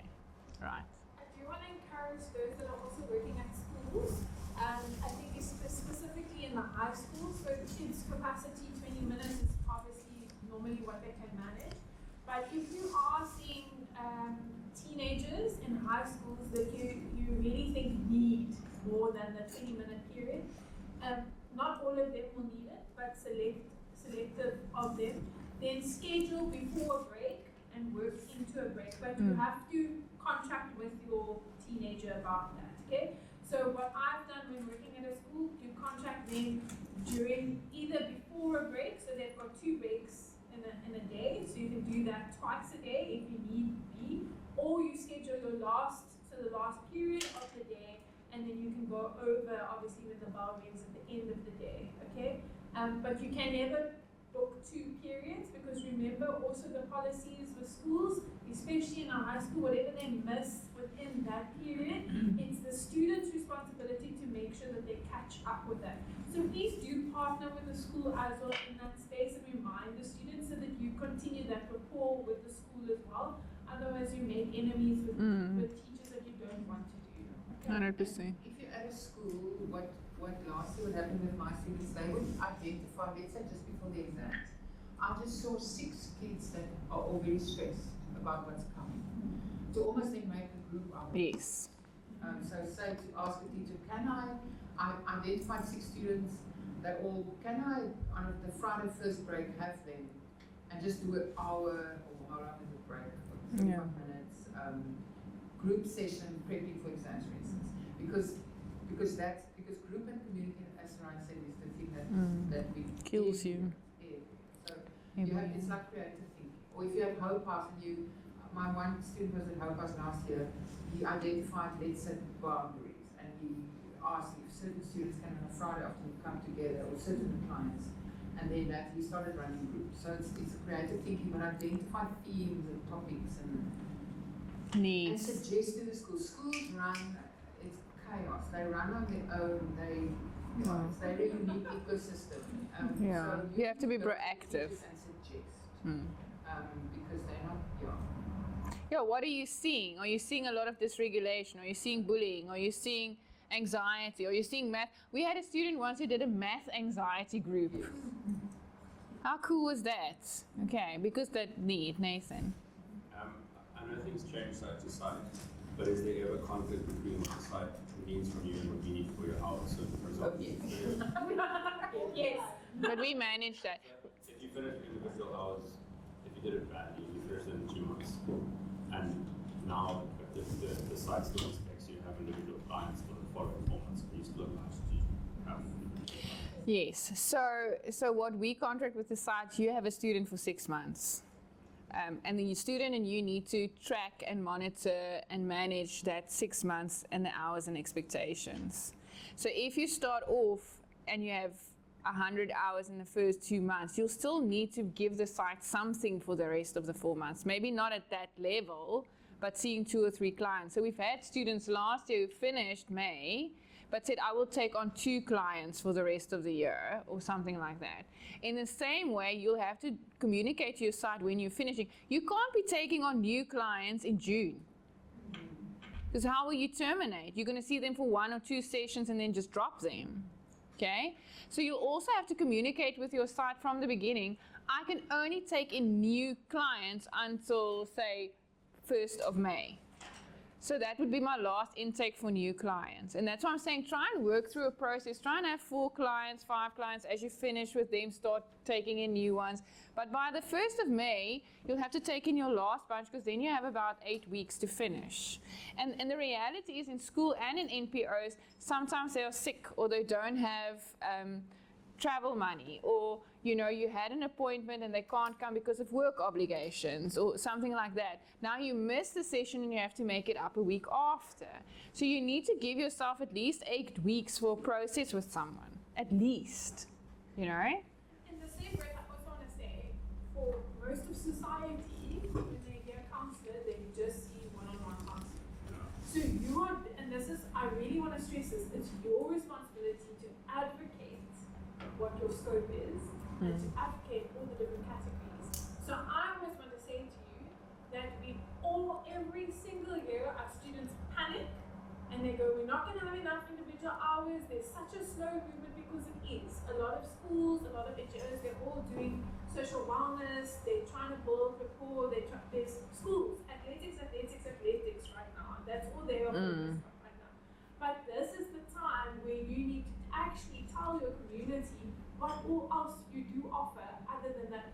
And I really want to stress this, it then becomes such a valuable skill you then learn for when you leave and you're qualified. Because you need to tell the world, this is what I can do. I don't just do one-on-one. So I always want to say to you, you don't need to worry about your individual hours. They will fill. I can almost guarantee you, they will fill. Maybe not in the first month that you're there, you'll get a client, but they will fill. And then all of a sudden they will just like you've got 50 million in referrals coming your way, okay? Focus on community, focus on group, focus on assessment. Assessments, asseblief. Okay. Especially if you're in a tertiary institution like Psych, you won't get access to school readiness kits. Yes. So you're going to have to really make an effort to get out of your comfort zone to find those children. And just like we taught you in the module as well, this is the curriculum outside of the curriculum.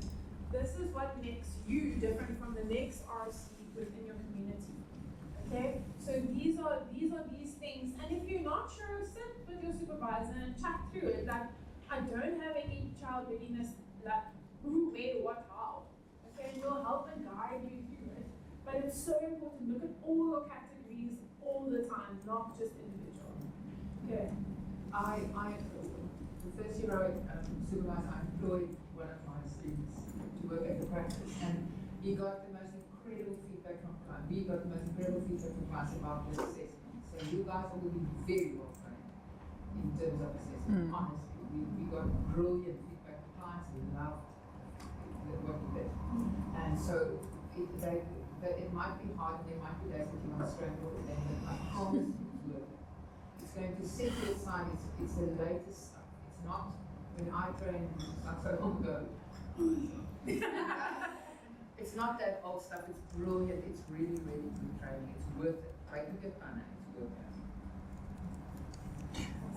Thank you so much. And you see, it's so valuable to learn from past students and experiences. And our students do well. I mean, many of them just get employed by their sites, even by their supervisors, I have no job openings at the moment. So, anyway, so I just want to show you the journal. So this is the professional journal that's embedded within the logbook that we spoke about earlier. So what we want you to do there is actually every day that you're working, fill in your journal. I always want to say if that's all you do that day, from there you can work on the evidence and stuff. So my student, I always say, I want to almost check daily in the beginning, is your professional journal completed? Because from there you can do your personal one, from there you can do your logbook, from there you can do your case notes. And so if you look at that, for example, it shows you what is the entry. So from 9:30 to 3:30 we attended the agenda. What was the agenda? What was the main topics? Growth and challenges, time spent on the activity. This is not a private diary. And then you can actually say from 9:30 to 11, Sarani spoke about supervision. Okay, I can't even spell my own name. See, the holiday's been too long. And then from 11 to 12:30, we did this. Okay, and then you can, from there, say, reflect on it. Now I can say, when Sarani spoke about these things, that made me feel more calm because now I know how to do that. What I learned, what I'm stressed about, whatever. And you can go through, that's my day. So now from there, you can say, okay, what goes where? Right? This is professional training. Okay, so this can go into professional skill development. Okay? And you can take those notes that you're writing at the moment. You don't have to rewrite or retype them. You screenshot them and you upload it to your Google Drive and you label it as wherever you slotted it in. So you slotted it in professional development. You have a professional development folder. In that folder you have orientation. Then you put all your screenshots. Okay. Just be clever that you can find it easily. Labeling is very important because it makes your life so much easier.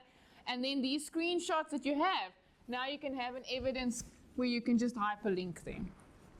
Then you know it's filed and it's done. Please just make sure you can actually read it. Sometimes what happens is doing it so quickly and then it's very blurry, and then when we open it, we're like, can't read this because it's all blurry. Yeah. Okay, so just make sure that it's editable. And for those of you that have beautiful doctorate handwriting, try and see that we can read it. Okay, so it doesn't need to be fancy or neat and tidy isn't the thing. We just want to be able to Read it, legible. Yeah.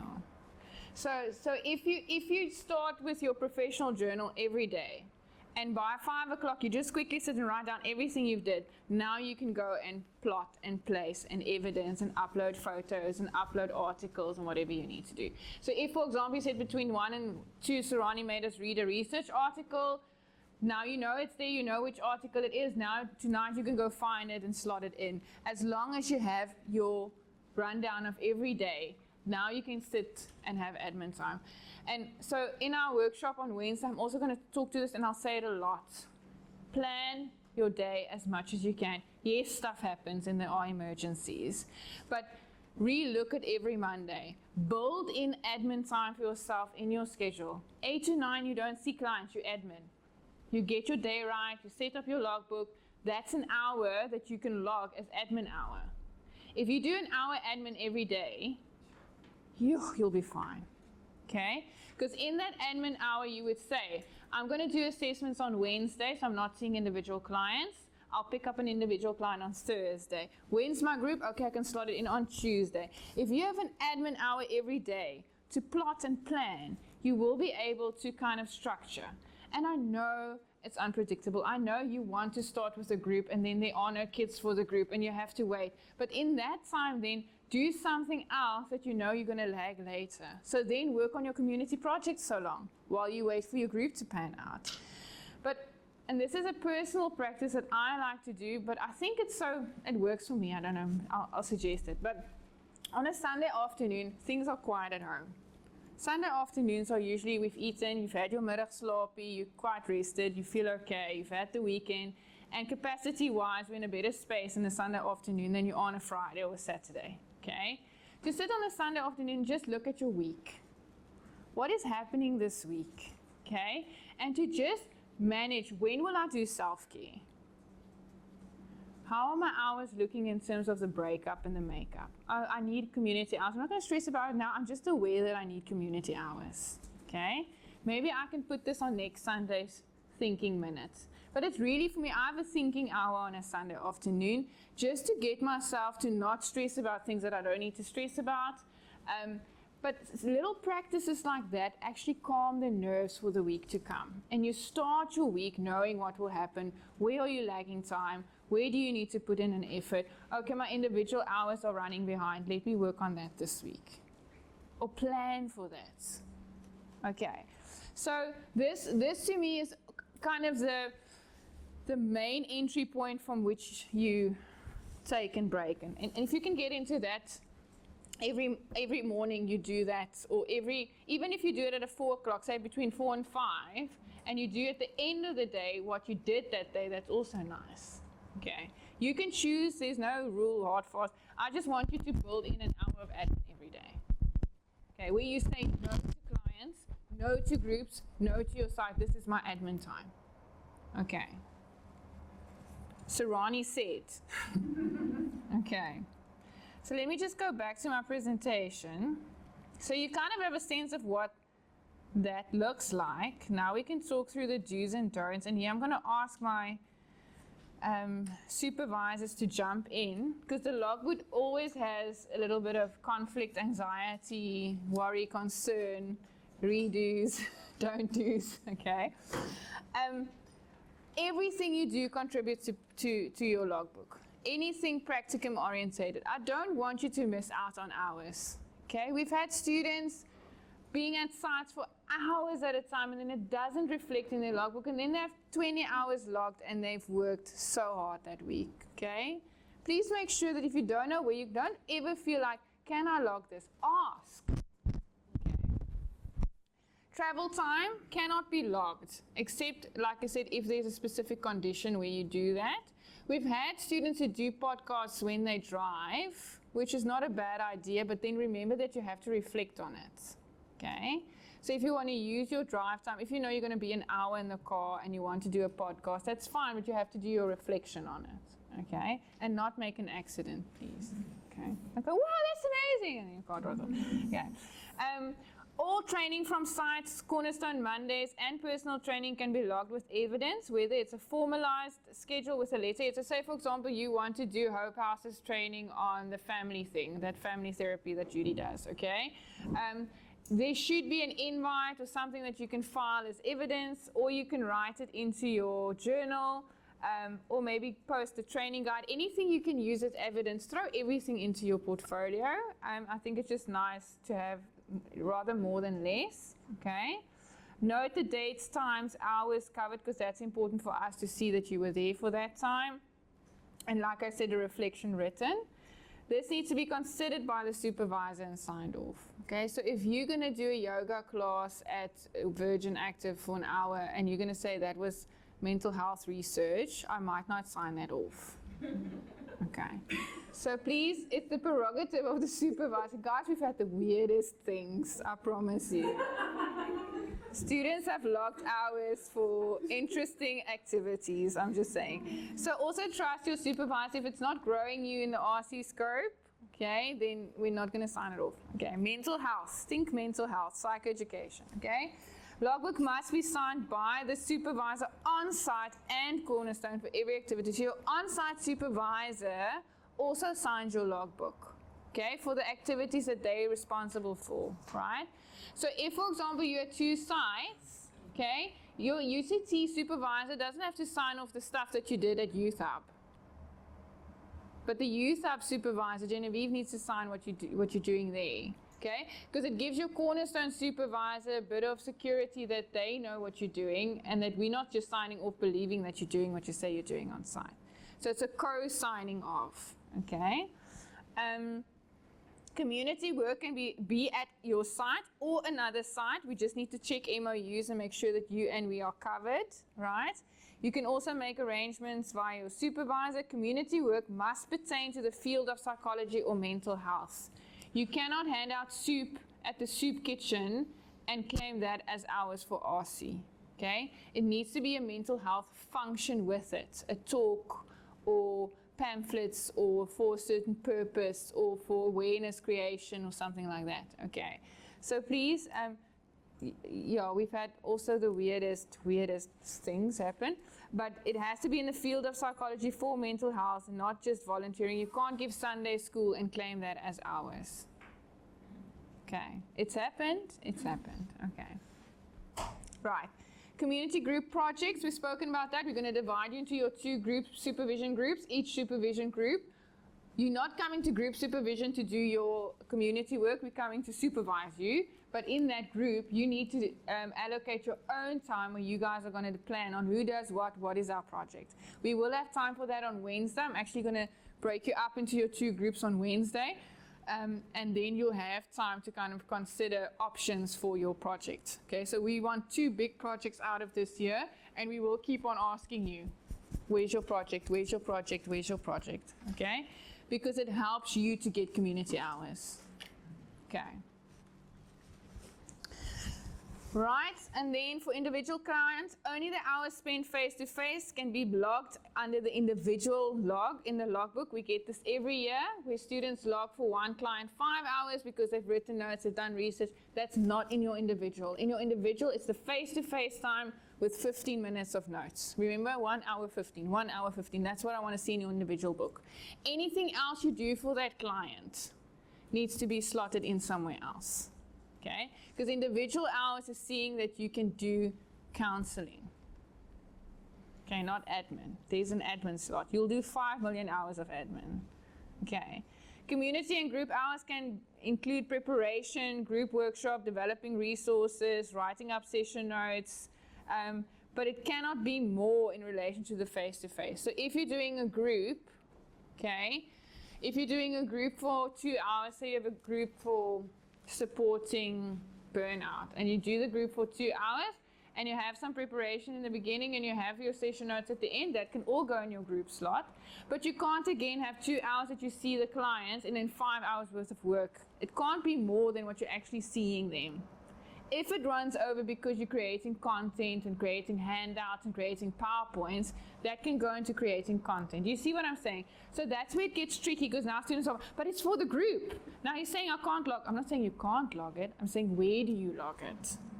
Does that make sense? Okay, so that's why we have content creation, we have psychoeducation, all in different categories. But for the actual individual sessions, it's the face-to-face time that I want to see most. Group sessions, what I want to see most. Okay, there are the subcategories for everything that runs over. Okay, does that make sense? Okay, and you will have questions around this a lot. Supervisors, they ask every year, what can I log again? And the individual, what can I log again?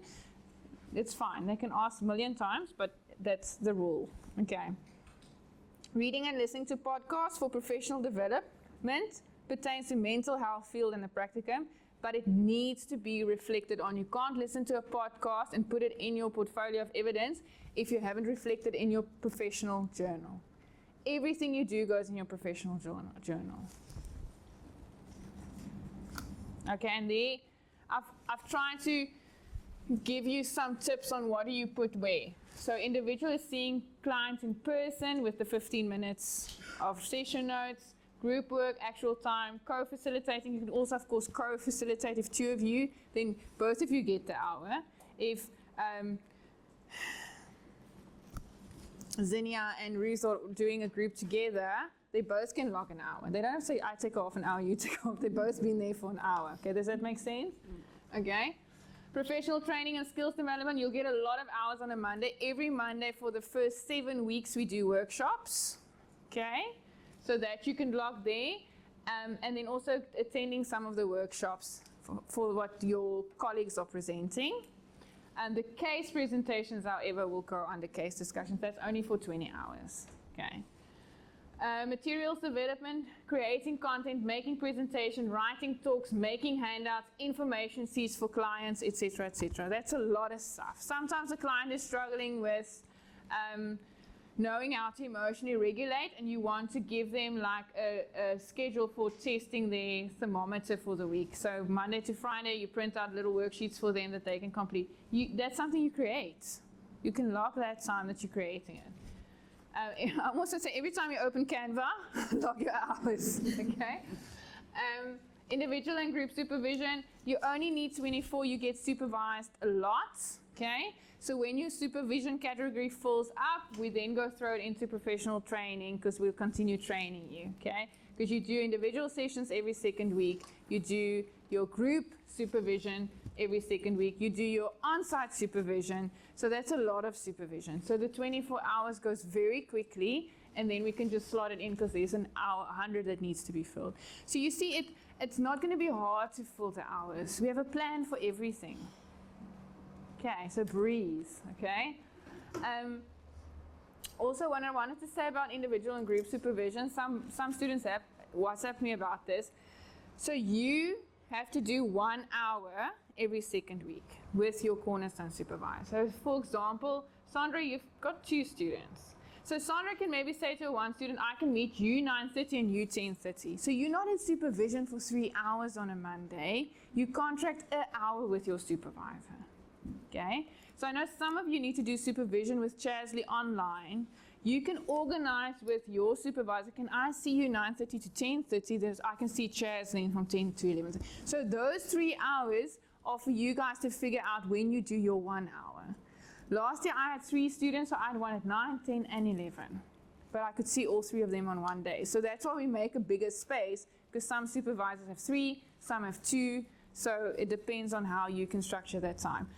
Also, the idea is that it's face-to-face. I know at times someone might be sick or so if you do an online, it must be kind of a once-off thing or because there was a reason for it. Okay, so try and see your supervisor. And it's compulsory. We also had students not pitch up for supervision. It's compulsory. You have to be in supervision. We can't send you to a site if you've not been supervised on the previous 2 weeks' work. Okay. Yes, Chantal? I want to stress as well, we need to be prepared for supervision. Yes.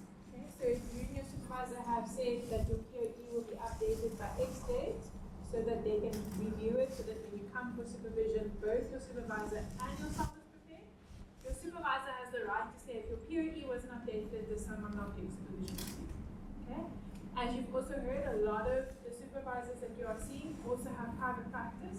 If you then have to schedule a supervision at another time on a Monday, and there is a cost involved, that's a dual cost. Okay?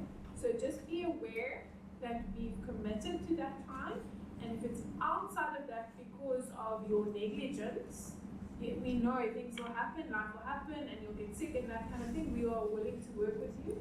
But again, we want to prepare you for private practice. So if you've scheduled supervision with somebody in private practice or NGO, you can't just pitch up and not have it prepared for it. Okay, so just we want to say this again, not to be mean or nasty. We want to prepare you and make sure that you are ready, and also we want to add value to you, not just pull out thumbs during supervision. Okay. Thank you. Okay, so there needs to be 1 hour every second week. When you do it on that Monday, it's also up to you.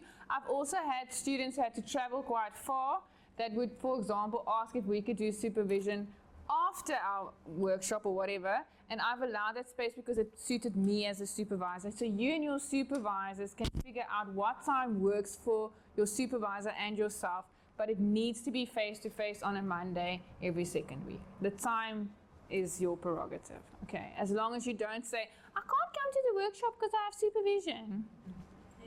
Okay, you don't talk like that when I'm just... Okay, now we were only supposed to take our break now, so you see how far behind I am. But anyway, we'll catch up. A lot of the stuff I've already said, stuff like this. Funda will have all your assignments. You'll have your final logbook signed off, and that will be dated at the end. You'll have your POE presentation with the PowerPoint slides that you have to upload, your case presentation, your ethics paper, your site presentation. You have to do a counseling video with one of your clients and get permission for that, so you have to plan for that as well. That video needs to be uploaded and viewed by your supervisor. Your MOU has to be signed. So everything that needs to be signed by you will be on Funda as an assignment. We've also included this year a code of conduct. And what was the other one? There was something else. But that's all going to be on Funda by the end of the week. What I'll also do, so you have to check your assignments tab and you have to check the due dates. Chantal then comes in and she puts all the assessment due dates on there. And then it's nice because you can open your Funda calendar and see what's the next thing I have to do. This is due. Let me work on that first. Okay, so all your due dates will be staggered for the next 6 months. You will know on Monday, this coming Monday, exactly what needs to be handed in when. Exactly. Our day. Okay, so you can plan your next 6 months. And then the next 2 weeks, that's going to be what you do. You're going to sit and figure out, oh yeah, so Ronnie said we must hand this in. What is this again? Let me go read up. Because in the next 2 weeks, things will be slow. Okay, you don't hit the ground running. Sometimes students get panicky after the first week. I haven't seen a client yet. It's normal. Okay, right. And once again, don't compare because we might get to, I remember last year's first group supervision we had, like half the students hadn't seen clients and half had seen like 5 or 6 already. And it was kind of that anxiety around, you've seen 6, I haven't even seen 1. It starts like that. Every site is different, okay? So expectations, just kind of to summarize, keep your records consistently, attend your supervision. I think if you can just do those 2 things, if you forget everything today, everything, and you just remember, I need to keep a record every day and go to supervision, you will be fine. Write down what you're doing, go to supervision. Then all of that will be handled. Okay? We're looking for competence, not hours. The hours are there as an HPCSA requirement. Competence is where my heart can sleep well at night knowing that I'm sending someone into the world that will help and not destroy. Okay, that's my job. Okay, ask for support. If you don't know, ask. We might tell you where to look, but we will at least tell you where to look. Okay, but ask for support. Remember, there's a lot of us. There's your supervisor on site. There's your cornerstone supervisor. There's Kendall and I at the prac coordinators. There's your journal that you can use if you want to unpack there. There's your professional journal that you can also use as a point of just checking if you're doing everything okay. Geraldine is there. So we have all these structures in place. There's so many places to go when you don't know. Please, can I just ask? And I have respect for all of you, right? So I say this with a lot of respect. Don't ask your friend the answer. Okay? This is my 10th year at Cornerstone this year. I know the answer. They are also starting a practicum. Because I get students in May that said, oh, but Linky said that if we fill it in here, it will be fine. Okay? Please don't ask your friend if you're not sure. Ask me, ask your supervisor. Okay?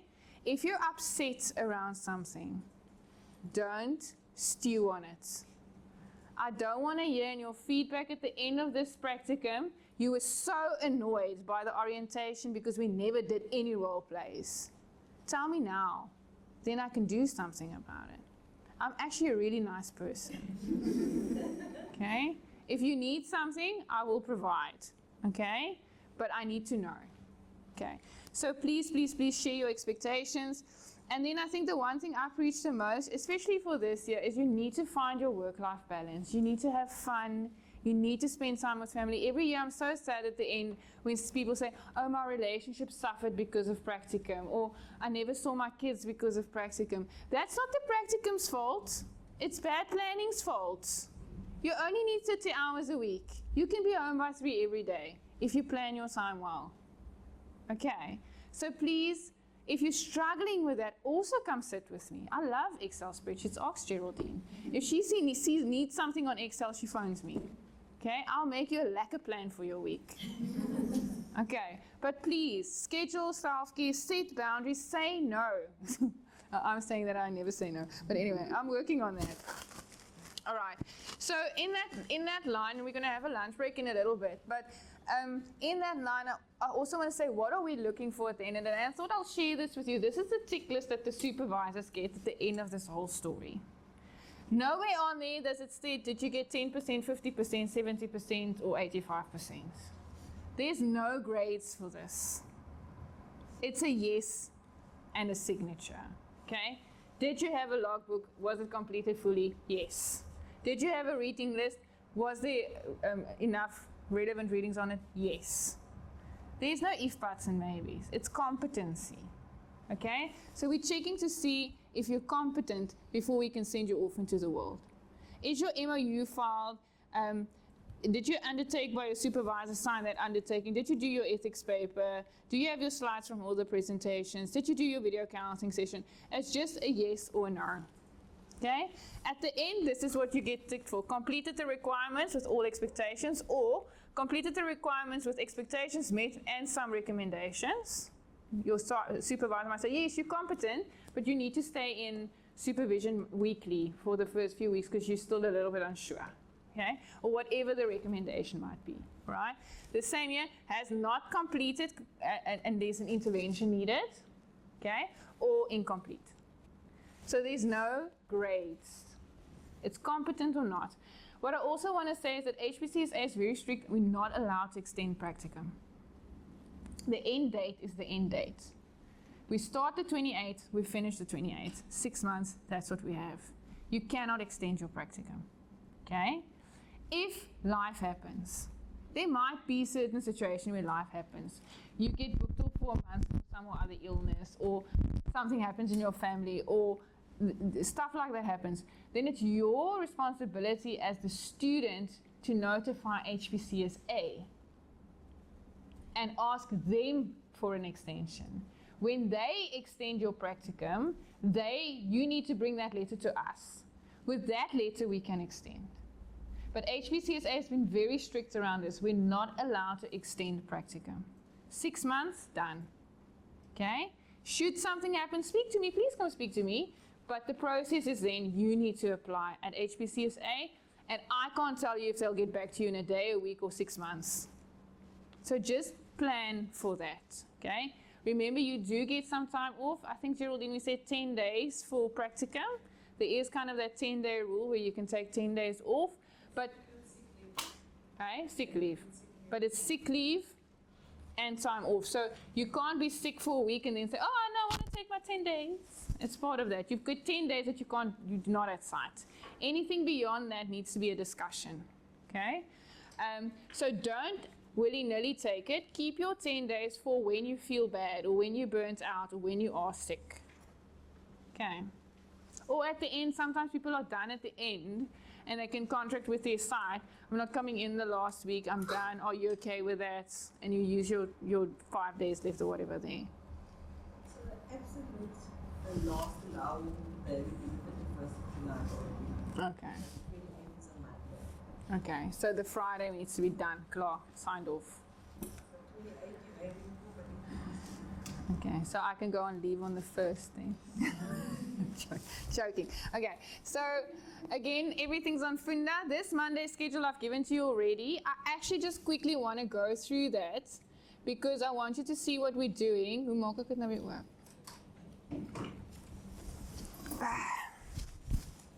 Sorry, I'm just trying to open it.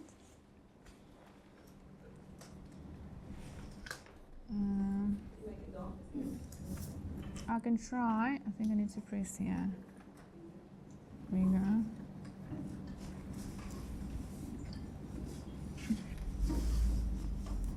go. But let me read through it, but you do have it. So you'll see we start next week on the 27th. It's our first official day here. That's why you only start your official day on the 28th. We're trying to push it as long as we can so you have time. So we'll start with our groups next week. You're going to be in 2 groups, and we will see you in 2 venues. And those groups are supervision groups. So you come with cases or case discussions, you come with questions, anything around practicum. It's just a different type of supervision because it's also fun in the group to hear what others are struggling with or doing well, and we can learn from each other. And so in those supervision sessions, you'll see the supervisors actually sit a little bit back, and we say like, okay, Megan has a case where a client is presenting with these and these and these. Should she refer? Should she work on whatever? And then we shush. You need to supervise each other, okay? We might pop in at the end, but the idea is that you also grow in supervision skills, okay? And so that you also share ideas and work out how you would do it, what works, what doesn't work, which is every year, I think students comment on how much they enjoyed the group supervision, okay? So supervision will happen from 10 to 12. And then you'll have a short little break, and then Judy will be here tomorrow, and she will be here next week. Okay. And a lot of you are at Hope House, so I thought it would be nice for you to see Judy as the creator of Hope House and all of her programs, kind of see how they've been doing it for the past few years. And then the week after that, we'll start the 3rd of Feb with your individuals. So before that, you need to contract with your supervisor. Which time do they want to see you on the 3rd of Feb? Okay. And organize that anytime before 12 o'clock, because at 12:30 you start with your workshop. So you'll see for the first few weeks it's fairly straightforward, 1 week group, 1 week individual, and then workshops, 7 workshops until the end of March. Okay. Then by the end of March, your supervisor that's sitting in this room will have contact with your site just to check how are things going on site. Are there things that we see is not working? Maybe then we notice we're not having enough community work. What can we do? And so the site supervisor, yourself and your supervisor can check in with that. So it's just a nice check-in to see how are things flowing, where do we need to improve, what are things that we need to kind of be aware of, all right? So that's kind of a side check-in, and that's when we have our natural term break with the other students, the normal students doing academic work. And so in that term break, as lecturers, we also have time to view your videos and stuff like that. So we've said that you must actually then hand in. So you have two months, a little bit over 2 months to video record one session. Okay, right. Also be mindful you need permission from the client that you're working with and the site, and they need to sign confidentiality that they're okay for you to use the video. Also, we've said in the past, you don't have to show us the face of the client that you are videoing. The face can be, you can show the back of the head, but it would be nice if you place the camera at such an angle where you don't see the client, but we see you. Because then we can say, did you notice because sometimes the student, you remember the counseling video that we did? So sometimes you notice you're twiddling your thumbs all the time. Like, I never knew I do that, you know? Well, I say a lot, you know? It's also for you to reflect on your own experience in the video. Okay, it's a very powerful tool to see yourself doing counseling. And then the supervisor, because we read your notes and we see what you're doing, but to see how you're doing it is so powerful. And then we can say, listen, you look well when you sit like this, and you do that well, and you reflect well, but you use a lot of words. You know, can we shorten that? Can we work on that, for example? Yes. Just so they need a space to record counseling. Yeah, if that needs to be organized as well. Okay. If it has happened at times, as an option, if your site refuses any recordings, because it does happen that some sites just says no, okay, especially with the kids, okay, then you can role play with your supervisor. You can have a counseling session with your supervisor as a role play, okay, or you can do a role play with each other, we said last year, but that's only if the site says no. And then if the site says no, you're not allowed to record, please talk to me first so we can see what else can we organize. Okay, yes. No, you can only do one. You can choose a site that's more comfortable. You only need to do one. Every student just needs to do one. It has happened in the past where a student does one, and we feel like there's a lot of growth that needs to happen, or there's things we want you to improve, and then we might ask you to do another one just for your sake and our sake to know that there's been growth. But we will talk through that. But for purposes of assignments, you only need to do one. Is there a new class in this class this year? Helen Nay's been the class rep. Are you done and tired? He's one. You must just create a group where we sit on it. I'm on one. I don't know if you. Yeah, we created one at the end of last year. Just for all the orientation stuff. Okay. How long? How long is the video? Oh, so the video must be at least 30 minutes. At least. Okay, we've had 7-minute videos, and I can't see anything in 7 minutes. Okay, at least 30 minutes. And sometimes it's nice if you are on a journey with a certain client to do it in the second session rather than the intake. Yeah. So build rapport, go ease that in with them, but preempt it. Say, would you mind if by the second session we do a video recording? Okay. So sometimes that's nice if we can see the second session and not always the first intake. Again, remember why you're doing the video. Okay. Can we also just suggest that if you have, I'm sure you as a class have already done it, you will have a lot of resources that you get access to, worksheets, documents, forms, things that's useful in different sites, that you actually have a resource folder where everybody is. drop stuff in and everyone can actually see it and access it.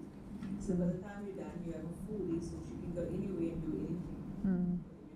It's very nice because if someone is dealing with grief and they have a few worksheets that they use and they pop it in there, and then someone else working on bullying and they pop it in there and stuff like that. Remember also the worksheets and stuff that you did last year. All of those things you can upload because then everybody can use them and you have access to a lot. Oh, wonderful. See, I like this group. It's going to be a good group. Okay, and then you'll see I made it. I know it never happens, but I did make a mistake this year. I actually slotted in the 28th of April, but it is a public holiday. Jordan and Gabby made me aware of that. I was thinking maybe we should anyway come in. I mean, who needs a public holiday? But then my husband said no. So we're going to just move that one. It's Sandre and Corlia's students were supposed to present. So I want to almost invite you to see which other dates you can come in. And then you as the supervisors can say to your students, when can they present? When are you available? Because I'm now messing you around. Okay. They have to be here anyway every Monday, so it's when it fits you. So just be aware that 28th of April will shift. Okay. But for the rest, you'll see I've popped in the presentation starts. So on those days, you'll come in for supervision, and then the students that with those supervisors will present that day. The idea is that I put the supervisor's name there because then the supervisor only has to come in once. Okay. So if they have 2 or 3 students, they don't have to come in 3 separate weeks. They come in once, they see all their students, and they can go. And then for the next 3 weeks, they don't have to be here at all. Okay.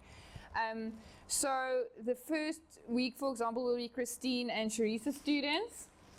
And then they will present their Psych presentation. They will see it's a group presentation of an activity that you've done with a group, a presentation, and you're not going to do it with us. So say, for example, you did a bullying workshop at a school. You're not necessarily coming and presenting the bullying workshop because you have 20 to 30 minutes. You're going to tell us what you did or what you're going to do. Some of you by that time wouldn't have done a presentation yet, but you know when you're going to do one. So then you come tell us, okay, so the aim of the thing was that we wanted to create awareness between grade 9 to 10 learners because there was at the school a few incidents, and so we decided to collect data from the environment. Then what we did is we spoke to the teachers identified students, we all got together in the hall, and we did the following with them. We started with a talk. This was in my talk. I spoke through some students are very creative because it gets boring to sit through all of that, and they actually do a worksheet with you and say, okay, we did this one, let's do this activity together. So you can be very creative on how you present what you did, because what happens then again, like Chantal is saying, why are we doing this? So now Megan also has a bullying workshop coming up, and now Zana's shown her what she's done, and she goes, oh, can I borrow that one from you? You know, or can I use it, or can I incorporate it as well? And we work on your presentation skills as well. Can we also put some practical component? Because we had someone give us a complete philosophical underpinnings of the work that we were going to do. It wasn't great. Yeah, it was boring. So it's going to be boring. Yeah. We actually want to learn skills and see what skills we can implement as well. So bring the worksheets, bring the activities. I know in the honors class last year, it was so fun. Every class that they presented, they had like a game that they did at the Kahoot, or what's that? It was so much fun. It was fun. Every time I took out my phone, I never won, but I always participated. But the idea is just also for us to learn how to do these things. So if you're doing a mindfulness walk, do it with us. Okay. If you need, so it's 30 to 40 minutes. If you need to be say for example, both of you are at Weinberg and you're doing a Weinberg thing together for the boys, you can present together. We'll just increase your time then. Okay. So you can do that. If you're at the same site, the WCD students often present together. When they do, last year they did the emotional regulation for the littlies. And they were so cute. They had like feeling faces and playing music and blowing bubbles. It was very cute. But you can do stuff like that, so we can learn how to also do that as a workshop. Okay, so it's a very fun space. Yeah. Yeah. So you come do mindfulness and all of that. So yeah, so that's a really fun one. But just make sure that if you choose students presenting together and you're not with the same supervisor, just tell me about it so we can figure it out. Okay. So maybe we can video record it or something like that, but we'll make a plan. Okay. Yes. I do want to add though, one valuable skill we also want to help you learn is to give constructive feedback. Yes. Okay, and so we have in the past asked students, don't just give positive feedback, we want you to also be able to go, are you sure this works within this context? Or that sounds amazing, but in practicality, so we want to stretch you as well and saying when you do give feedback to these groups and to the case studies and all of these things, we want you, as much as we want to support our peers, we want you to also look at it in a constructive manner as well and be able to deliver that to your peer in a constructive manner. Okay? And maybe recommendation. And recommendations, yes. And please also, your workshops are beautiful, and then the supervisors get carried away. I'm not going to look to this side, okay? And then they allow you to talk for an hour and a half, okay? And then we get out here by 6 o'clock, okay? Part of also presenting is knowing how to time frame, okay? So you have 30 minutes, and the grace is until 40, okay? 30 minutes with 10 minutes grace to finish off, okay? Or hand out, or take back, or set up, or whatever. If we extend over the 30 minutes per student, you're going to sit here until 5 o'clock, 6 o'clock, 7 o'clock, okay? So it's been worked out, like that day, for example, I'm looking at the first day, that's 5 students presenting at half an hour each, so 2.5 hours would be okay, and there's an half an hour extra for setting up, setting out. So stick to the 30 minutes. If your supervisor says to you, listen, your time is done, sorry, I know you've worked hard and you've done a lot to prep, and now you're disappointed because you can't get to finish it, but otherwise, there's a knock-on effect, okay? Also, if you're working with someone else, if you see they are starting to take over your time, kind of interject. Yeah. Okay.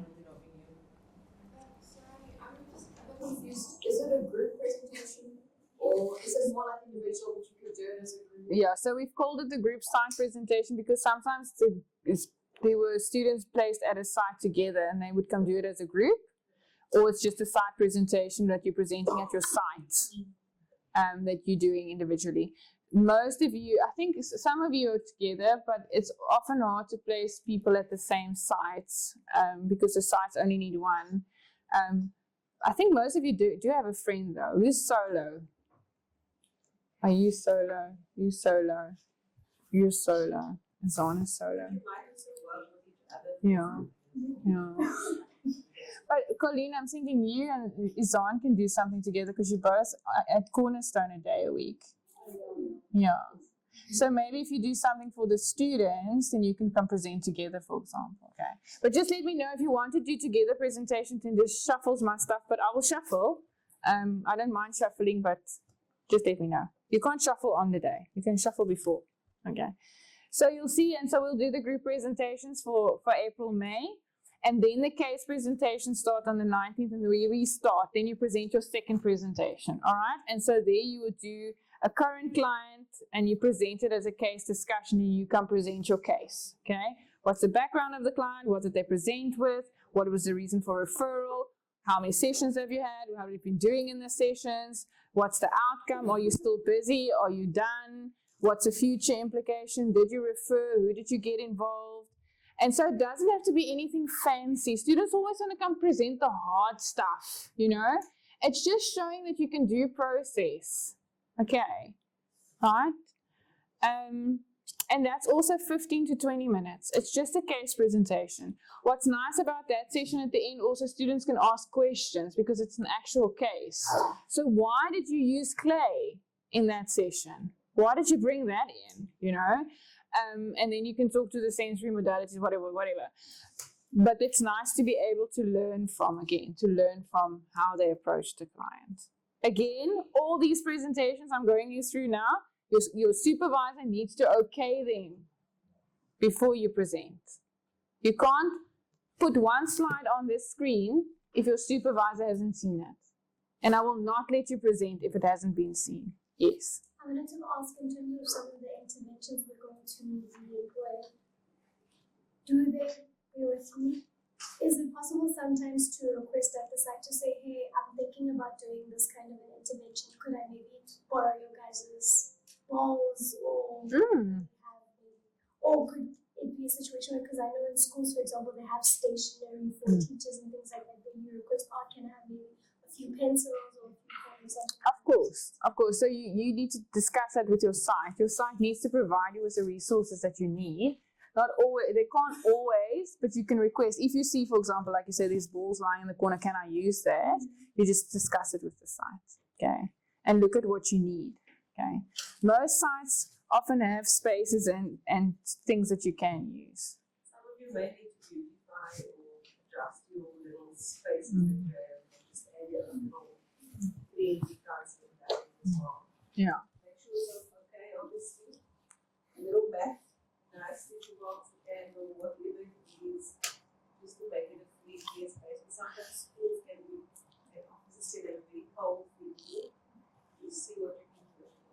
Warm it up.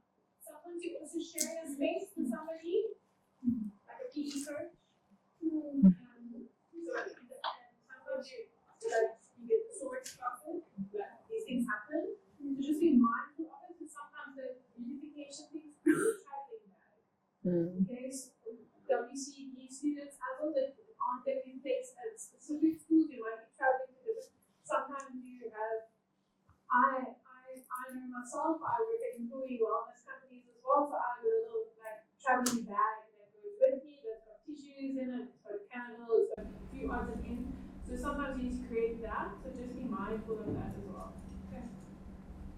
And a toolbox, you always have toolbox. Yeah. Activities, worksheets. Stuff that you can And it's not just children that play, adults can play as well. You put that into adults.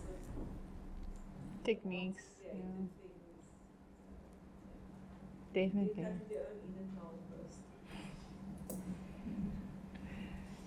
And also, I mean, your supervisors are so knowledgeable. I mean, also tap into their skill sets and what they have and ask.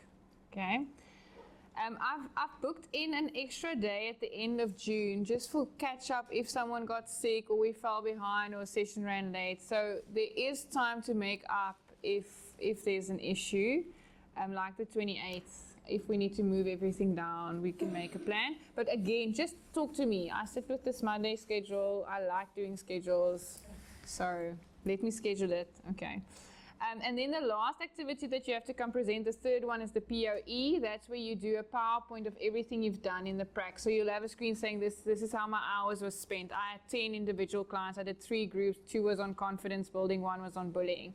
I had 10 sessions with each group. And so you just come talk us through everything you've done this year, like an overall general conversation. And then you can do recommendations for Cornerstone, what worked, what didn't work, what can we improve on. We love hearing that. Every year it gets better and better because we do incorporate that. Yeah, so there you will do your POE presentations, and that we try and do over 2 days, and you can present the whole day. So there's no supervision then anymore. You're done being supervised. You'll be by then you're okay, and you can just present. And then the sign-offs can happen. We'll also do in that July, I usually do that one where we're just like, how do you start a practice? What do you need? You need a VHF number, you need your PCNS number, you need medical insurance, you need to set up your supervision, you need to have a space. So we just go through some of the basics that you need should you want to start private practice, but also talk you through how to sell your skills. Don't just think of private practice. What about creating content? What about selling of worksheets? What about working at a school, doing talks, you know?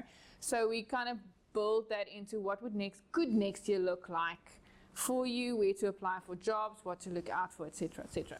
So we'll do that right at the end, and then our supervisors will get together twice. Our first get together would be, I had it on here, where's my supervisors meeting?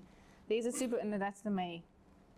There. On the 10th of March, we'll have a supervisors meeting during lunchtime. Cordelia, you might not be in that one though, but you know everything. WhatsApp is Steve. But we'll do our supervisors meeting also regularly. So if there's anything you want to need to know from the group, just check when we have our, just say to your supervisor, please can you ask around, can this count towards community hours or not, whatever, okay. Those supervisors meetings will usually be here on site. If a supervisor cannot attend on site, just let me know. We can set up an online one. But it is very valuable to do those meetings with us. So we just check in. So there will be one in March and one in May. And then at the end of June, we'll also just sit together and figure out who's competent and who's not. Okay. Right. But yeah, you are all competent already. I'm very confident of that. So that's the Monday schedule. Do you have any questions at this stage? I think the Monday schedule also tells you exactly when what is due. It tells you when the ethic paper needs to be in, when your videos need to be in, when your forms need to be signed, everything. So if you're very confused after today, okay, the Monday schedule is something that will really be helpful to just track yourself. You'll get used to it. Okay, the beginning it feels like so many things to remember, and by the end of prac, you're telling me how to do it, you know, right? Okay. Any questions? Okay. Just want to see how are we for a break. I think let's take a break. Do you want to go one more slide or do we take a break? How are you feeling? Still breathing. I'm gonna do it. Okay. Maybe let me do just this one. This is just an exciting additional workshop for hours. Okay. This is so incredible. Last year, Jeremy Mostert offered us a DBT training for staff and students. Now, dialectical behavior therapy is amazing and it falls beautifully within the scope of the RC. It's about emotional regulation, communication skills, the stress tolerance, and there's so many activities and worksheets that's so helpful. And it can be applied to children and it can be useful obviously with adults and groups as well. This was an amazing workshop. I attended it myself last year. It's a 3-day training, jam-packed training. You also get assignments. You get a certificate afterwards. It's also, they do CPD points with this. It really is an amazing training. You can organize now with your sites already. We made it in that break time where you're not doing school or the school holidays, okay? So those of you at schools don't even have to take off. You're off already, okay? Those of you that are at the NPOs and Hope Houses, now already you can say you want those 3 days for the training.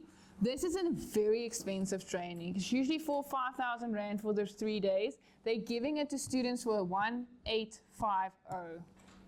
You will never have a 3-day DBT training. Remember, I don't get any of this money. I'm not saying this to get money. This is an incredible price. He's doing it for us at a steal. Okay, you pack your own lunch, you do your own coffee, because now then it's like a cheap. Okay, right? So under 2,000 Rand for 3 days of training with a certificate, with all these tools. Supervisors, those of you that want to do DBT, you also included in that special. He said he would discount lecturers, supervisors, and students. Okay, because we're a group of over 20. You're not forced to do it. If you tell me, Sarani, the budget is tight, I'm not going to do it. It's okay. But I don't think you'll ever do a 3-day DBT training for less than 2,000 Rand. Okay. And those of us that were there last year, geez, I still use some of those things. And I will use it. So I'm going to send out there's a Google form that he sent to me that I will send to you. That you, if you want to come, you can fill out the form. I think the payment's only due by March. So you have 3 months to save. Okay? Or beg your dad or something. Your husband. Yeah. I know, yeah. Sell a kidney or I don't know.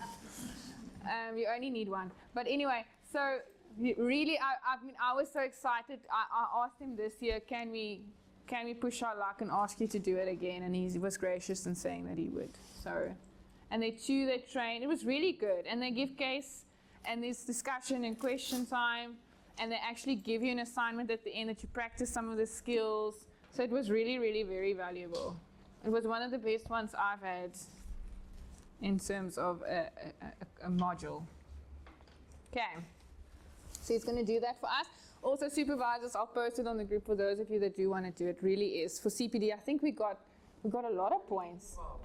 12 points, yeah, to aspire.